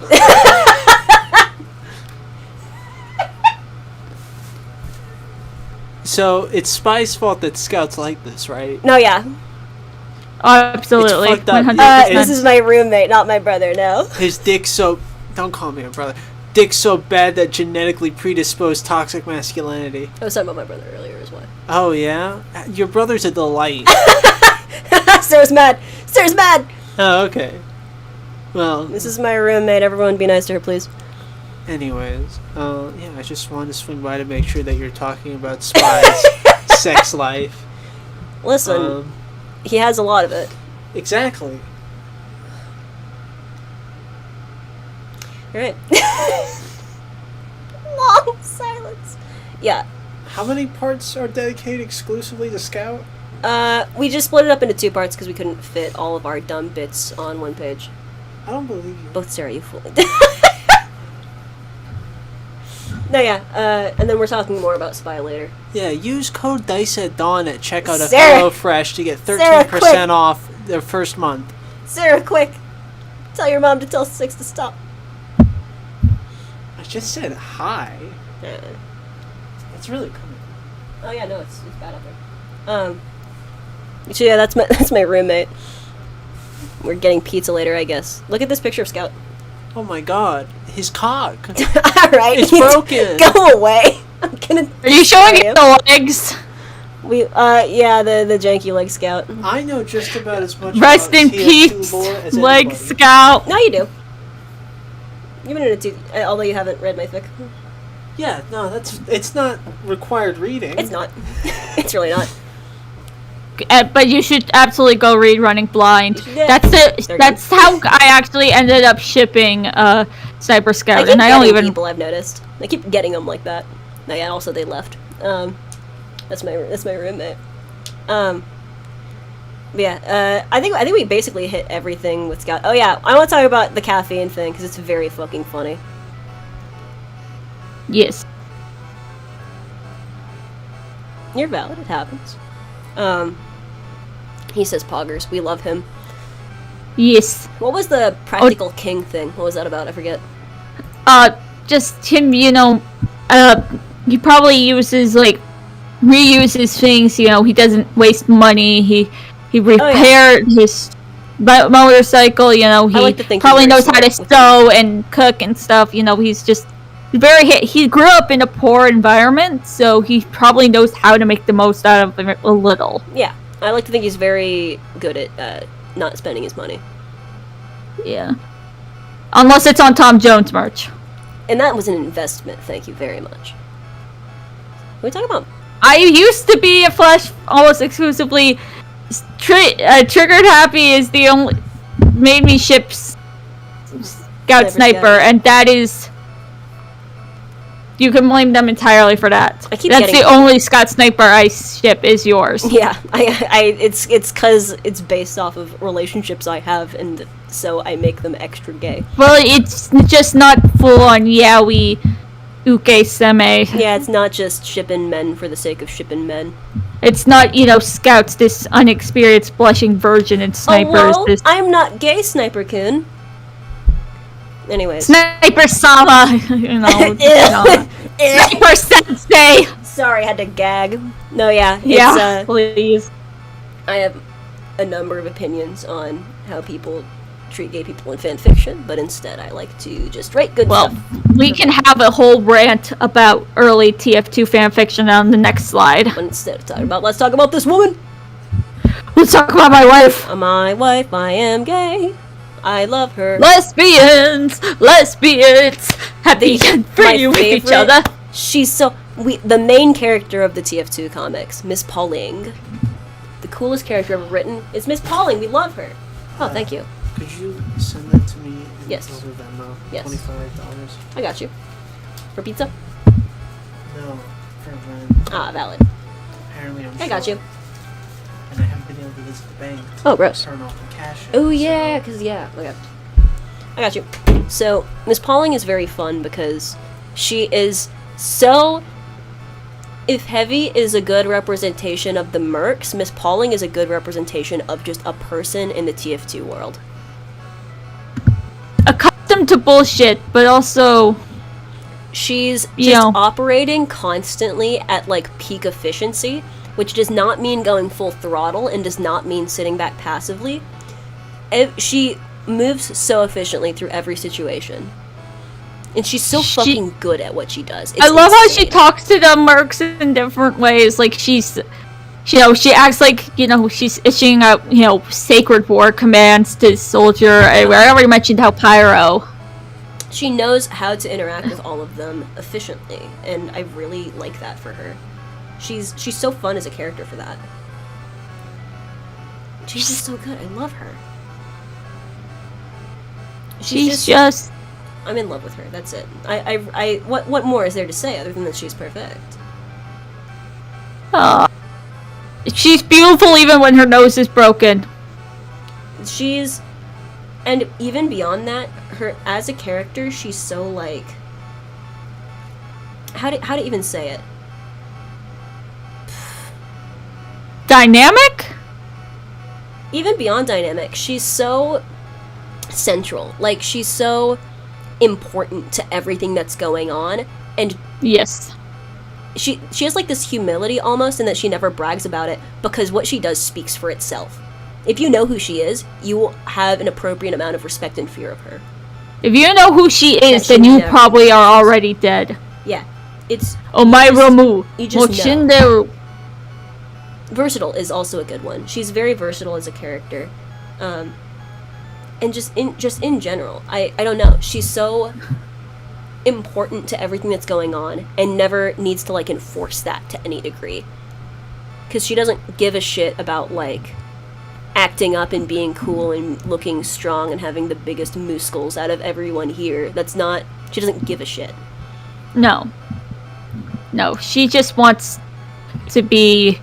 She just wants respect, and she just wants to do a good job. And I want to know more about how she started working for the administrator. I want to know, I want to know everything that led to her joining Manco. I want to.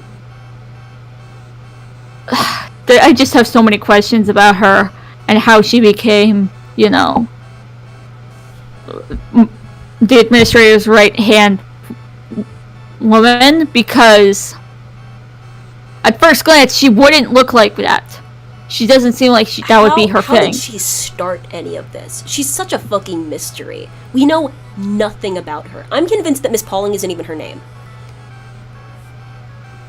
Yeah, that's a good point.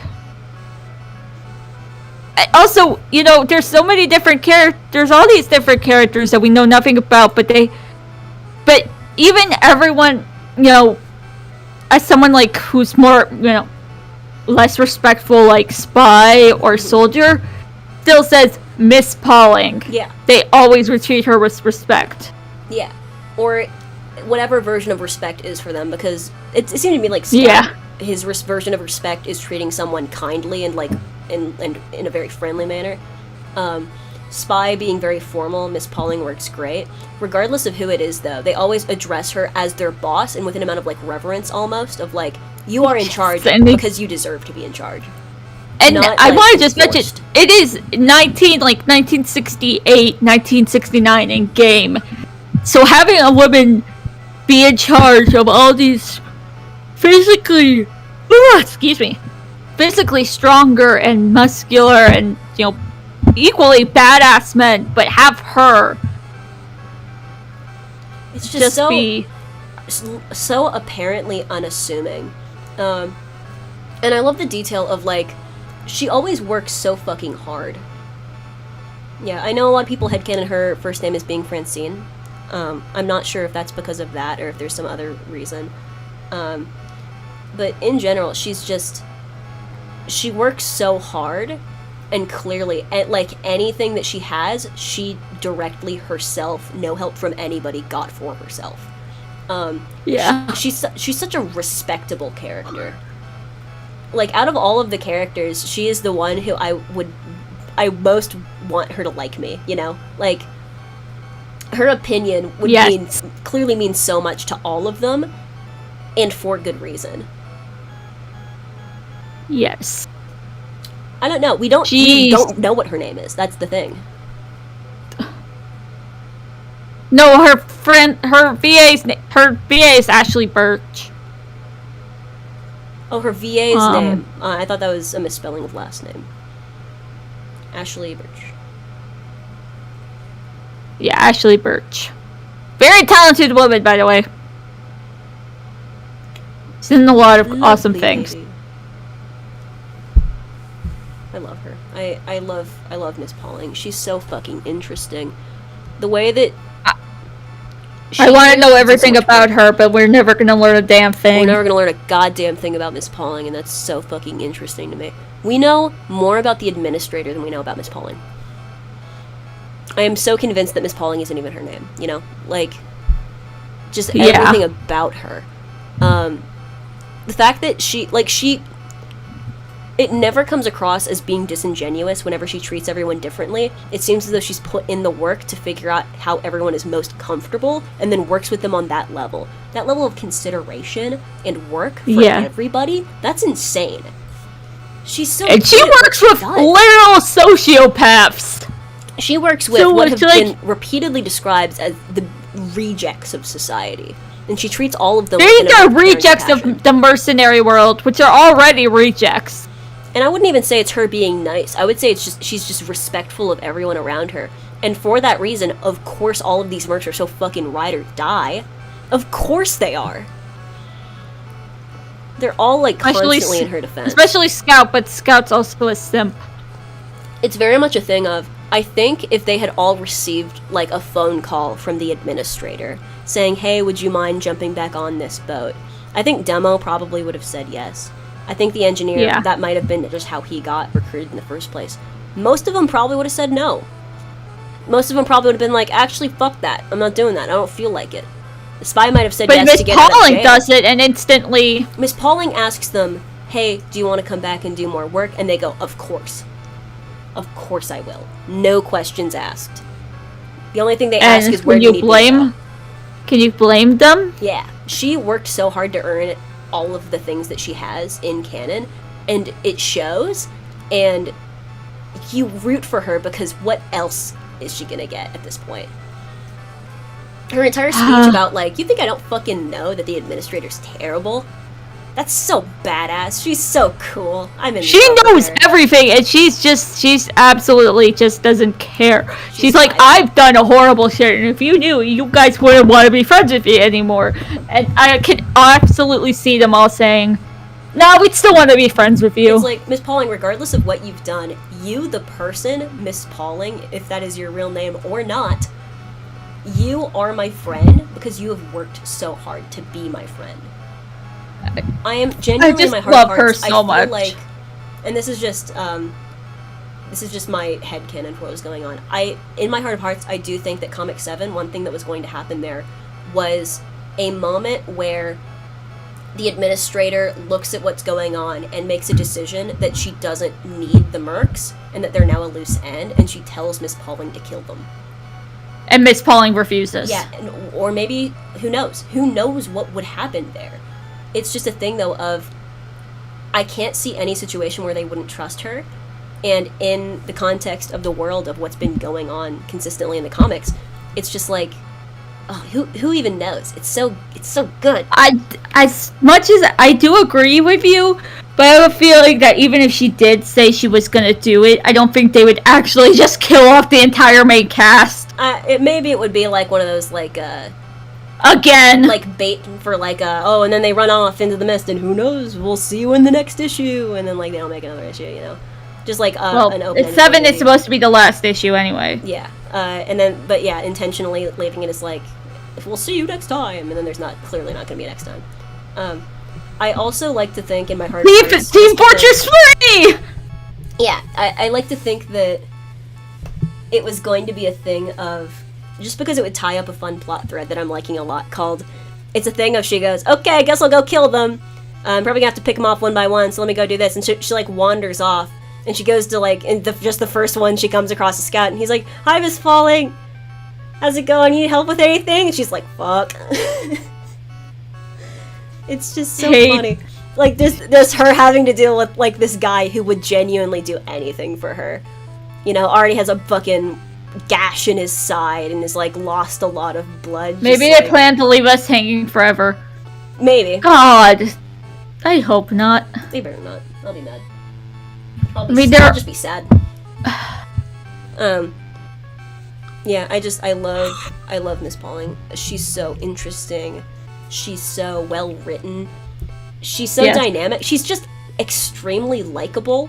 She's a great audience character in that she isn't as outlandish as the rest of the mercs, but she's a great protagonist because she's so active in everything that's going on.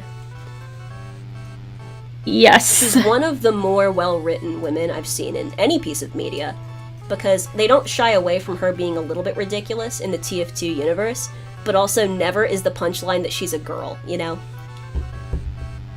Yeah. All of the women in the comics are very fun for completely different reasons. I like Mags. Maggie. Yeah. Mags. Bay. I would die for Mags any day of the fucking week, and I wouldn't need to, but I just would because I love her. Yes. I'm in love with her. She's so fun. Miss Pauling is such an interesting character. There's so much to do here.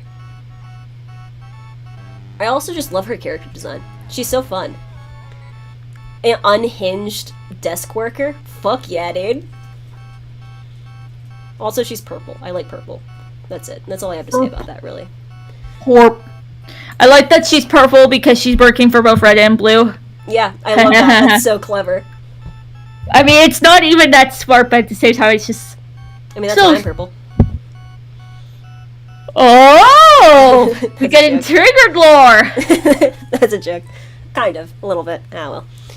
It's a bit with the 3D glasses thing. Ah, well. I'm not gonna talk about my own character design for my fucking icon and shit like that. Have we my icon is a Ben 10 version of Chiaki's, like, so... I do love it. Because I'm insane. Because you're the gamer god. Oh, well, thank you. I like how she's just, like, a way better character than Reddy and Bidwell. Oh, yeah. I love be Reddy nice and to Bidwell. Bidwell's my boy! First of all, I love Bidwell because he's like, dude! it's like, alright, you gotta beat the shit out of this child. And Reddy's like, alright. And Bidwell's like, dude, don't.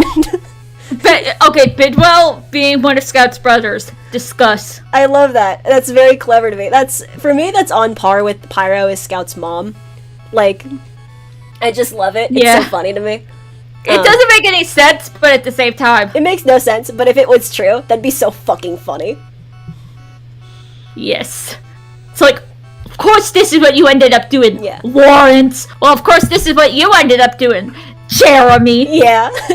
I'll see you at Christmas. See you at Christmas. Asshole. Maybe his name's Jeremy Bidwell. Who knows? Fucking. Maybe they ended up accidentally switching places, and Bidwell was supposed to be a merc. I don't know. Dude. I'm just throwing shit at the wall now. Bro, don't make me write that. I will write that. No. Father son bonding at you. The swap. Fuck. You know what? Don't make sense. I'm just saying shit, please. No, don't think about it. No, Bidwell wants to find his baby brother and hears about this opportunity in Manco, and that, would get him in contact with a bunch of people around the world. And he's like, that's the best chance he has. Like, maybe he's the only one. Like, please. And so he joins Manco, and he works, and then all of a sudden, one day comes by, and they're like, here's the new scout and spy, and Bidwell just looks at them, and he's just like, sorry, Sarah, I just say shit. And Scout's just like, who are you? And Bidwell's just like, I finally found you! Mom's gonna be so happy! And Spy's in the back like, oh shit. Hits him with a tray. Which one is this again? Which kid is this again? What is this? I like the idea that they both apply for a Manco job, but they switch their applications on accident, And it's like... some shit like that. But it ended up working out really well. And it works out great. Because imagine Bidwell being like this uptight guy working in this scout role, running around and making a mess of... I'm switching to the next page while we talk about this, because it's ironic. Yes. Okay. So what we mean by no AUs? Okay. Except ours. We had a long conversation about this one just because I love media so much and I love fan content. So, I don't know if anyone's noticed that TF2 doesn't really have AUs. Like, proper, actual AUs. There's some, like, you can find, like, coffee shop AU fics and stuff like that, but they're all not great. They're not fleshed out. So, if anyone was ever in, like, just trying to think of a good example, like Undertale AUs, for example. Those are fully fleshed out. Oh yeah, because Undertale has a million different AUs. Yeah, all of the, like, an AU in that sense of, like, all of the characters have a spot, all of them have a place, everything exists in a certain way. There's, like, an agreed upon canon, even if it isn't a concrete thing. I've seen, like, in a lot of fan content, like, mythical creature AUs, where there's, like, set ones and, like, set jokes that you do with them, things like that. I've even seen a lot of, like, either modern or fantasy AU, depending on what era the thing is. And again, like, there's, like, for, I don't know, Ace Attorney, there is an agreed upon canon just based on, like, a goof that Namco did one time. Things like that. And so we're literally, everyone who was ever in that fan base, it feels weird, the idea of not having an AU to work with. Yeah, that's true. Aftertale was my favorite one because the writer of that, CQ, is the nicest person in the world. I've met them in real life, very nice person. They make a webcomic, or made, rather. So yeah, it's TF2 doesn't really have that. TF2 is really rough to make an AU for because outside of the context that all of the characters occupy, nothing makes sense. You know, like there's no reason any of these people would be interacting in any other context. It feels like you can make a fantasy AU, but like yeah, there's never really a reason to. There's nothing you can really do in AU. Well, okay, so like I have a old friend. Shout out to Shadow Enza, if you know the fantasy AU. Yeah, they had that Dragon Tamer AU where Scout is I think they named him Cedric, and he's this kid from a small village who wants to become a hero. Comes across Pyro, who is a shape-shifting dragon, and basically Pyro is reluctantly working alongside them. Also, they bone. Because, you know. Let me guess what Scout was. Loyalty? Anyways. TF2 AU where they fought they were the elements of harmony and shit. Yeah. Yes, that! Exactly, Narwhals. They've been deliberately removed from society, so putting them back is tough. Yeah, exactly. And in order to put them back into society, you'd have to, strip them of a lot of their character elements. Medic can't exist in any way other than a freaky sawbones. Spy can't exist in any way except for a place where there is society. Trying to make even just those two specifically exist in the same universe in a way that makes sense is fucking bananas. You cannot have Pyro exist in normal life. Pyro... You can account for Pyro, maybe, but you can't then also account for Medic, and for Spy, and for Soldier. Like... Yeah. I've seen, like... The only way they could all coexist is in TF2s. Now... I've seen some interesting AUs instead of for, like... alternate universes, universe alterations, where like one or two small things are changed, and that changes a lot of other things. That's okay, which leads us to the father-son bonding AU. Yeah, first I do want to circle back to some quote-unquote AUs I've seen, which are essentially just redesigning characters for specific things, like wing AU, where you just give them wings, where it doesn't fundamentally change. Okay, well, wing fics have their place, I think. Things where it's smaller alterations based on, like, either just an aesthetic alteration that changes very little about the character or the setting itself. I wouldn't consider that an AU, necessarily. I would consider that a character redesign, more than anything else. And I've also seen quote-unquote AUs, like the one where they're all aquatic creatures, where, like, engineer is a clownfish, spy is an octopus, for some reason, Scout was a dolphin, which I loved. Shit like that. I wouldn't classify those as true AUs because they don't really.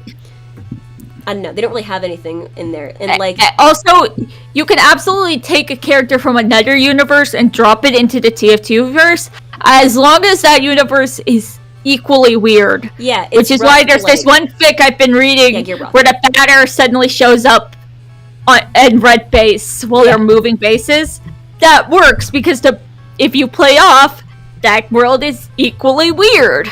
You can't take you can't take a character from Psych and drop them in TF2 verse because that won't fucking work. Although, Salmon Max. I've seen a lot of fic of just like various anime characters being dropped in, which is very fun because TF2's a little anime. I'll be honest.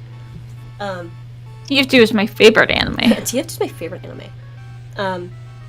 It's just rough trying to do any AU with the characters. And I wouldn't classify, like, coffee shop fics as a full AU, because they never really account for all of the characters, except for occasional brief shoutouts. Yeah. You know what I mean? Like, when does Francis the Talking France show up? Yeah, like... If you can't work in Francis the Talking France, then it's not a real AU. More than that, just, like, they'll mention offhandedly, it's like, and a funny dude in the mask is sitting over there, and that's the only time Pyro's mentioned the entire fic. The characters besides... Demo never shows up at all, because it's Demo. Yeah, and occasionally, very, very rarely, they'll have, like, the full team represented in some way, but usually it's just an AU in the sense of these two characters now exist in a modern setting so that they can interact within that modern setting and apply modern tropes to them. Which is totally fair, but I wouldn't classify that as a full AU. I would classify that as a fic, Yeah. We have an AU though. Yeah, we have an AU. We have an AU, which it changes enough about the fundamental process that's going on in the universe that I would say it classifies as an AU, but honestly, not much. It's just the entire premise of it. We call it father-son bonding AU. It's just an AU where instead of leaving Scout behind when Spy left, he took him with him, and so Scout was raised by this traveling international agent of espionage instead of by a single mom. With 7 older brothers. And that doesn't really change who Scout becomes. It changes just enough about... I mean, it does change who Scout becomes, but it doesn't change what he's good at. It doesn't change that he's fast. It doesn't change that he's good at fighting and he loves fighting. It doesn't change that he loves baseball and comic books. It just changes the reasons for that. By changing the context of it, it makes him feel like a very different character. Mostly I just write him as a little more serious and a little more quiet, and also a little more genuine. A little smarter. Little smarter. But I also write him as a good bit... Hell yeah! Yeah! I was a bonding AU. I also tend to write him as a little bit lonelier, as a result, a little bit less adjusted. A little more just, like, sensitive in general. Because he never really built up good people skills. Because it was mostly just him and his dad, and then people who would try to kill him, or that he'd never see again. And it's just all that it changes is specifically the content. But it changes Spy quite a bit too. Spy it changes Spy because That's it. Spy actually is less of an asshole. Yeah. Just because he's grown up with, he's had to raise this child who, is Scout, so still just a bundle of energy and destruction. He's trying to just raise because a kid, like, from very, very young all the way up into adulthood, where that's not easy to do when you have a house. It's less easy to do when you are in a motel and then a different motel a week later, I like it a lot as an A just because it changes the characters I consider to be most relevant there, and it also just, like, I don't know, it adds an interesting flavor. It's impacting a lot of the other characters indirectly as well. By the flavor it certainly changes how you write the relationship between Sniper and Scout. Oh yeah, the way that everyone interacts is very different. Suddenly, Scout is on much more equal footing with Engineer, for example. I would argue that Heavy is much more suspicious of both of them. She doesn't flirt with Miss Polly nearly as much. Oh yeah, he flirts with her, but he's slightly better at it. He's calmed down, really, is a good way to put it. He kind of takes backseat a little bit and he's more careful, is the best way to put it. And more than that, he's on very equal footing with a lot of the mercs, which when you don't have Scout specifically as, like, the baby, as, like, the comic relief, as the butt of jokes, that changes the dynamic in the team pretty significantly. And especially if Spy's not being a dickhead, now you have 2 of the more extreme influences on the team just simmered right down, so it means that everything's a lot calmer. In my opinion, but it also makes more fun. The other characters that much more a bigger thing for, like, a little sillier. Well, it definitely would make Demo and Soldier stick out even more than they do in some ways. Having those 2 mellow out changes the team dynamic. It's a lot of fun, and it's really interesting to elaborate on, because it also just it's a really great way to write Spy as a dad, which is something you can't really do in canon since he's so adamant about never revealing it. And here it is also a great way to have an excuse for Spy to be interacting with Child Scout, and it's just fun to write Jeremy as a kid. Yeah, little Spy dealing with a small child is very fun. In a less derogatory fashion than he usually would. I would consider Father-Son Bonding AU to be more of a... I would almost consider it to be a political intrigue AU, because when Spy and Scout are... When Spy has somebody on his team, essentially, when he has someone to work with on the team to help figure shit out, he, 1, has more of a reason to be trying to figure out what's going on with Manco and stuff like that, and 2, has a lot more help. Yeah. so I like it as a vessel for like figuring out a little bit more about what's going on about the TF2 universe. A little bit more grounded as a story, I would argue. And I like it a lot. I like it. It's so fun to write. I love writing it, and I want to write so much more of it. I have like 5,000 words or something written of Scout experimenting with his gender and sexuality in the AU because I feel like Spy reeks gender non-conforming, non-binary. If you think Spy does gender, you haven't been paying attention. It's Scout, being exposed in this world, just kind of flits between everything and just in the end just decides, yeah, I'm a guy, but like, I'm a guy. Who cares? Asterisk. I like girls, I like boys, I like everyone in between. He's like, you know who I like? I like people who will pay the goddamn dinner tab. Anyways, let's go. I love his obsession with diner food because that's the one constant between everywhere. Oh yeah, I like the diner food bit. That's one of my favorite. He just loves diner food. He wants to go to a diner because then he gets to sit with his dad.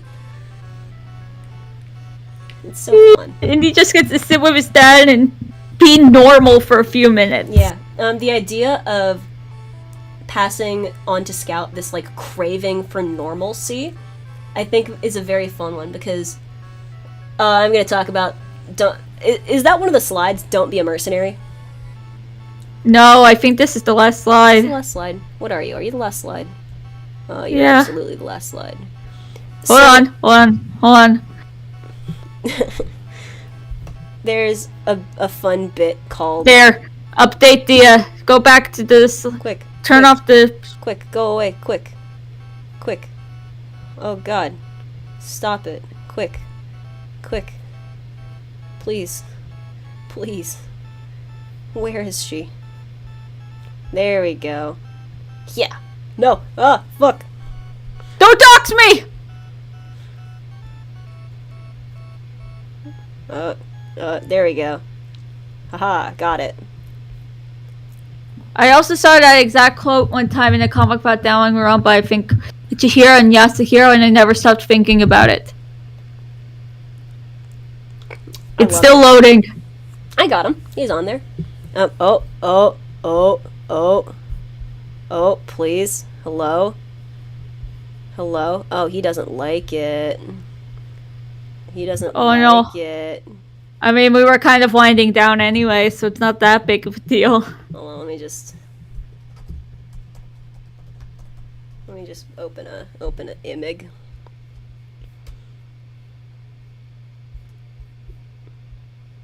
Oh dear. Here we go.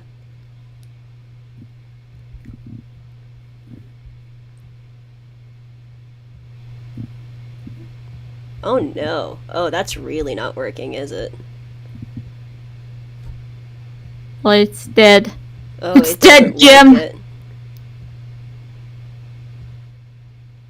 Hello? Oh, that's really goofed it, hasn't it? I done diddly goofed. Oh, he don't like it. Oh dear. Oh no. I messed up. no. I'm sorry. Now you're good. Well, I guess it's dead. I hope everyone had a good time. No. I'm gonna run some tech support. They were kind of pretty much over already. There wasn't much left for us to say. Beyond talking more about our EU. But you should go read! It sure don't like Our it. names are the same on AO3. It's true. Let me see if I can. And Tumblr. And, Hold on, let me you just should go ahead subscribe to me. and to Triggered. Hello. That is my name. Let me see if I can just... Hold on. Maybe this one? Maybe this? Will you work? Oh, her. It's working.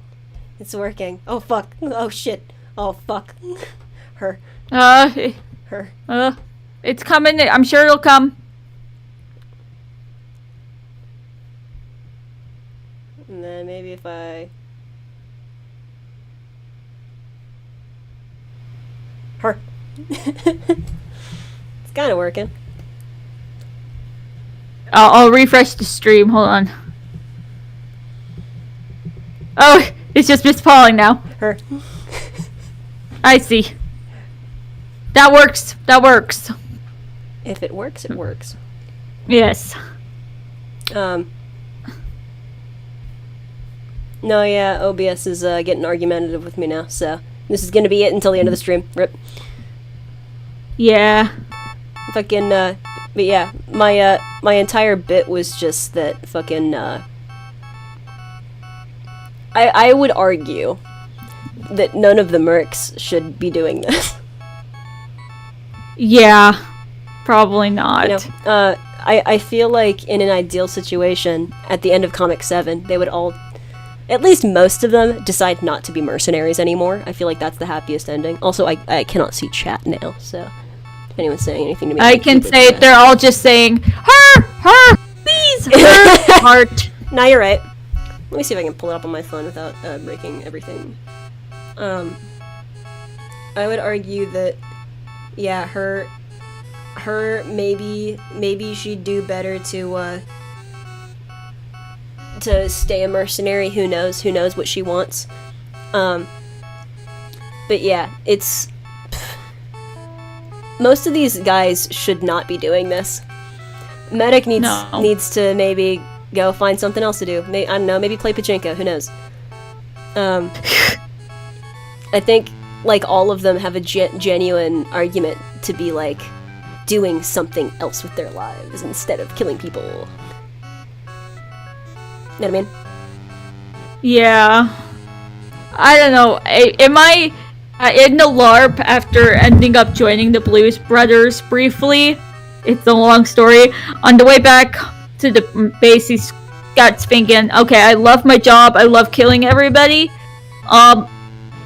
But one day my thing's gonna, my contract's gonna expire. I'm gonna have to find a new thing. And being Jeremy Red, which was the name the Blues Brothers gave him, Awesome. was a lot of fun. Awesome.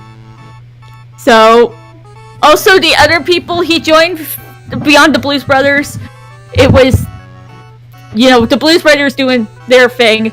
Bucky Barnes on keyboard.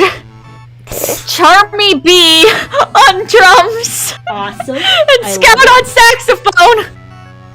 Since we can play saxophone. So at the end, he's just thinking, I'm gonna steal Sniper saxophone. Hell yeah. God, I just love it. I love all the TF2 characters. I feel like in a happy ending of the comics, the only thing that they could do would be to just not be a mercenary anymore. Like, I don't think that would be productive for them as characters. Like, I don't know. That would be the good ending. Would be they all just stop it. I don't know how many of them could actually do that though. My thing is I think that engineers should just go invent shit and make money forever. Like, same with Heavy with weapons. I want Demo to just be a chemistry professor. Yeah. Scout, go be a dude somewhere. Sniper. I have a bit where I want Sniper to be a photographer so that he can go boom headshot and then hold up a picture of a headshot, like photography, like a picture of someone's shoulders up, a headshot. Just stupid. Heavy as a professor would be very fun. Just because this big scary dude comes in and goes, let's talk about that. Yeah. Scout goes and opens up his own, Tom Jones shop. Yes, he opens up an official Tom Jones Memorial Museum. Awesome! Excellent. Spy shows up to it periodically to call him a dipshit. Yeah, just a proper actual ending of it. But he's also secretly one of the benefactors. Yeah. He keeps I keep getting this anonymous money that keep the museum open, right? And Spy's in the back just... Yeah, and then Spy fucking this fucking... Spy's they're an idiot. Under my breath, I am an absolute You're stupid, idiot. son. Just acting up. God. I want him to have a little museum. I want Soldier to just adopt a bunch of raccoons and live with Jana and live the American dream. And then neither of them know what that is, but they're just vibing. They get paid off by Marasmus to not bother them anymore. You know, like there's a lot of fun things you could do with that. And I feel like that would be the ideal because I continuously do this thing where I draw this line between being a mercenary and other forms of self-harm. Like you can't do that. That's not healthy, man. It's just bad for them, and I think they should all do something else. Oh, They need love. I love them. Some want murder, some just need money, sometimes both. Venn diagram of mercs. You are right! I think Medic should get to keep killing people. He deserves it. Yeah. Everyone go read Father-Son Bonding AU. Yes, please go read both of ours. We both have. Just search Father-Son Bonding AU on AO3. You'll find the set. Because there's two. I just updated it a couple days ago. It's in a gonna little be collection updated thing. again eventually. Soldier gets a farm, you're right! Yeah! I want the engineer to rejoin the team is the one thing I would want out of Comic 7. I just want them all together. Just because I feel like I'll feel weird if they never get back together fully. I really don't have much else to say. I want them feel to like all it's have. pieces. I want him to have them to, meet up sometime. Just, I want just them to have for a barbecue. barbecues. But Yeah. yeah! I do this bit all the time where it's like, and then they meet up every year and they have a barbecue. I want them to be friends and actually love each other. But you have to understand that team as family is like one of my favorite tropes. Oh yeah. If they're not all friends, what's the point? I don't know. It's the same way I feel about not to get fucking controversial. The same way I'm frustrated with Marvel because they never let them just be friends. If they're not friends, there's really very little draw for it because I don't really root for the team. Yeah. I love TF2. TF2 is so fun. The idea of all of these people sitting alone in the desert as like a metaphor for isolation. Chef's kiss. We're gonna have to do another stream. Oh yeah. Except my cheeks hurt. Yeah, I can feel my voice starting to get a little rough. I think I this have is work probably- tomorrow. Oh god. I had to text my boss to say that I'm not going to work today because I wasn't supposed to. I'm not supposed to. I don't work Thursdays. I don't do that. I got other shit going on. I don't, but I don't want to work on Thursdays. I don't want to. I kind of want to watch the opening ceremonies for the Olympics because apparently that's happening. Hell yeah. I think we're gonna wrap I it don't up here know. then, folks. Thank you everybody for joining We us. did make it nearly the 4 hours we were planning on. Oh yeah, we fell right in the time frame. I was a little worried there when we had like only an hour left to talk about Father-Son Bonding AU. Yeah, but we made it. We did it. We're pretty good at what we do. Thank you everybody for tuning into the stream. I appreciate you guys Yes, being thank you for coming. here. Hello to people I know and people I don't know, but who I appreciate regardless. This is a lot of fun. I'm gonna try and do a fun bit where I make Miss Pauling fade into blackness as like the music rises and then it cuts off and it's gonna be like really cool. So everyone excited for this audio thing that I'm gonna do completely just like ad-libbed and it's not gonna look silly and it's not gonna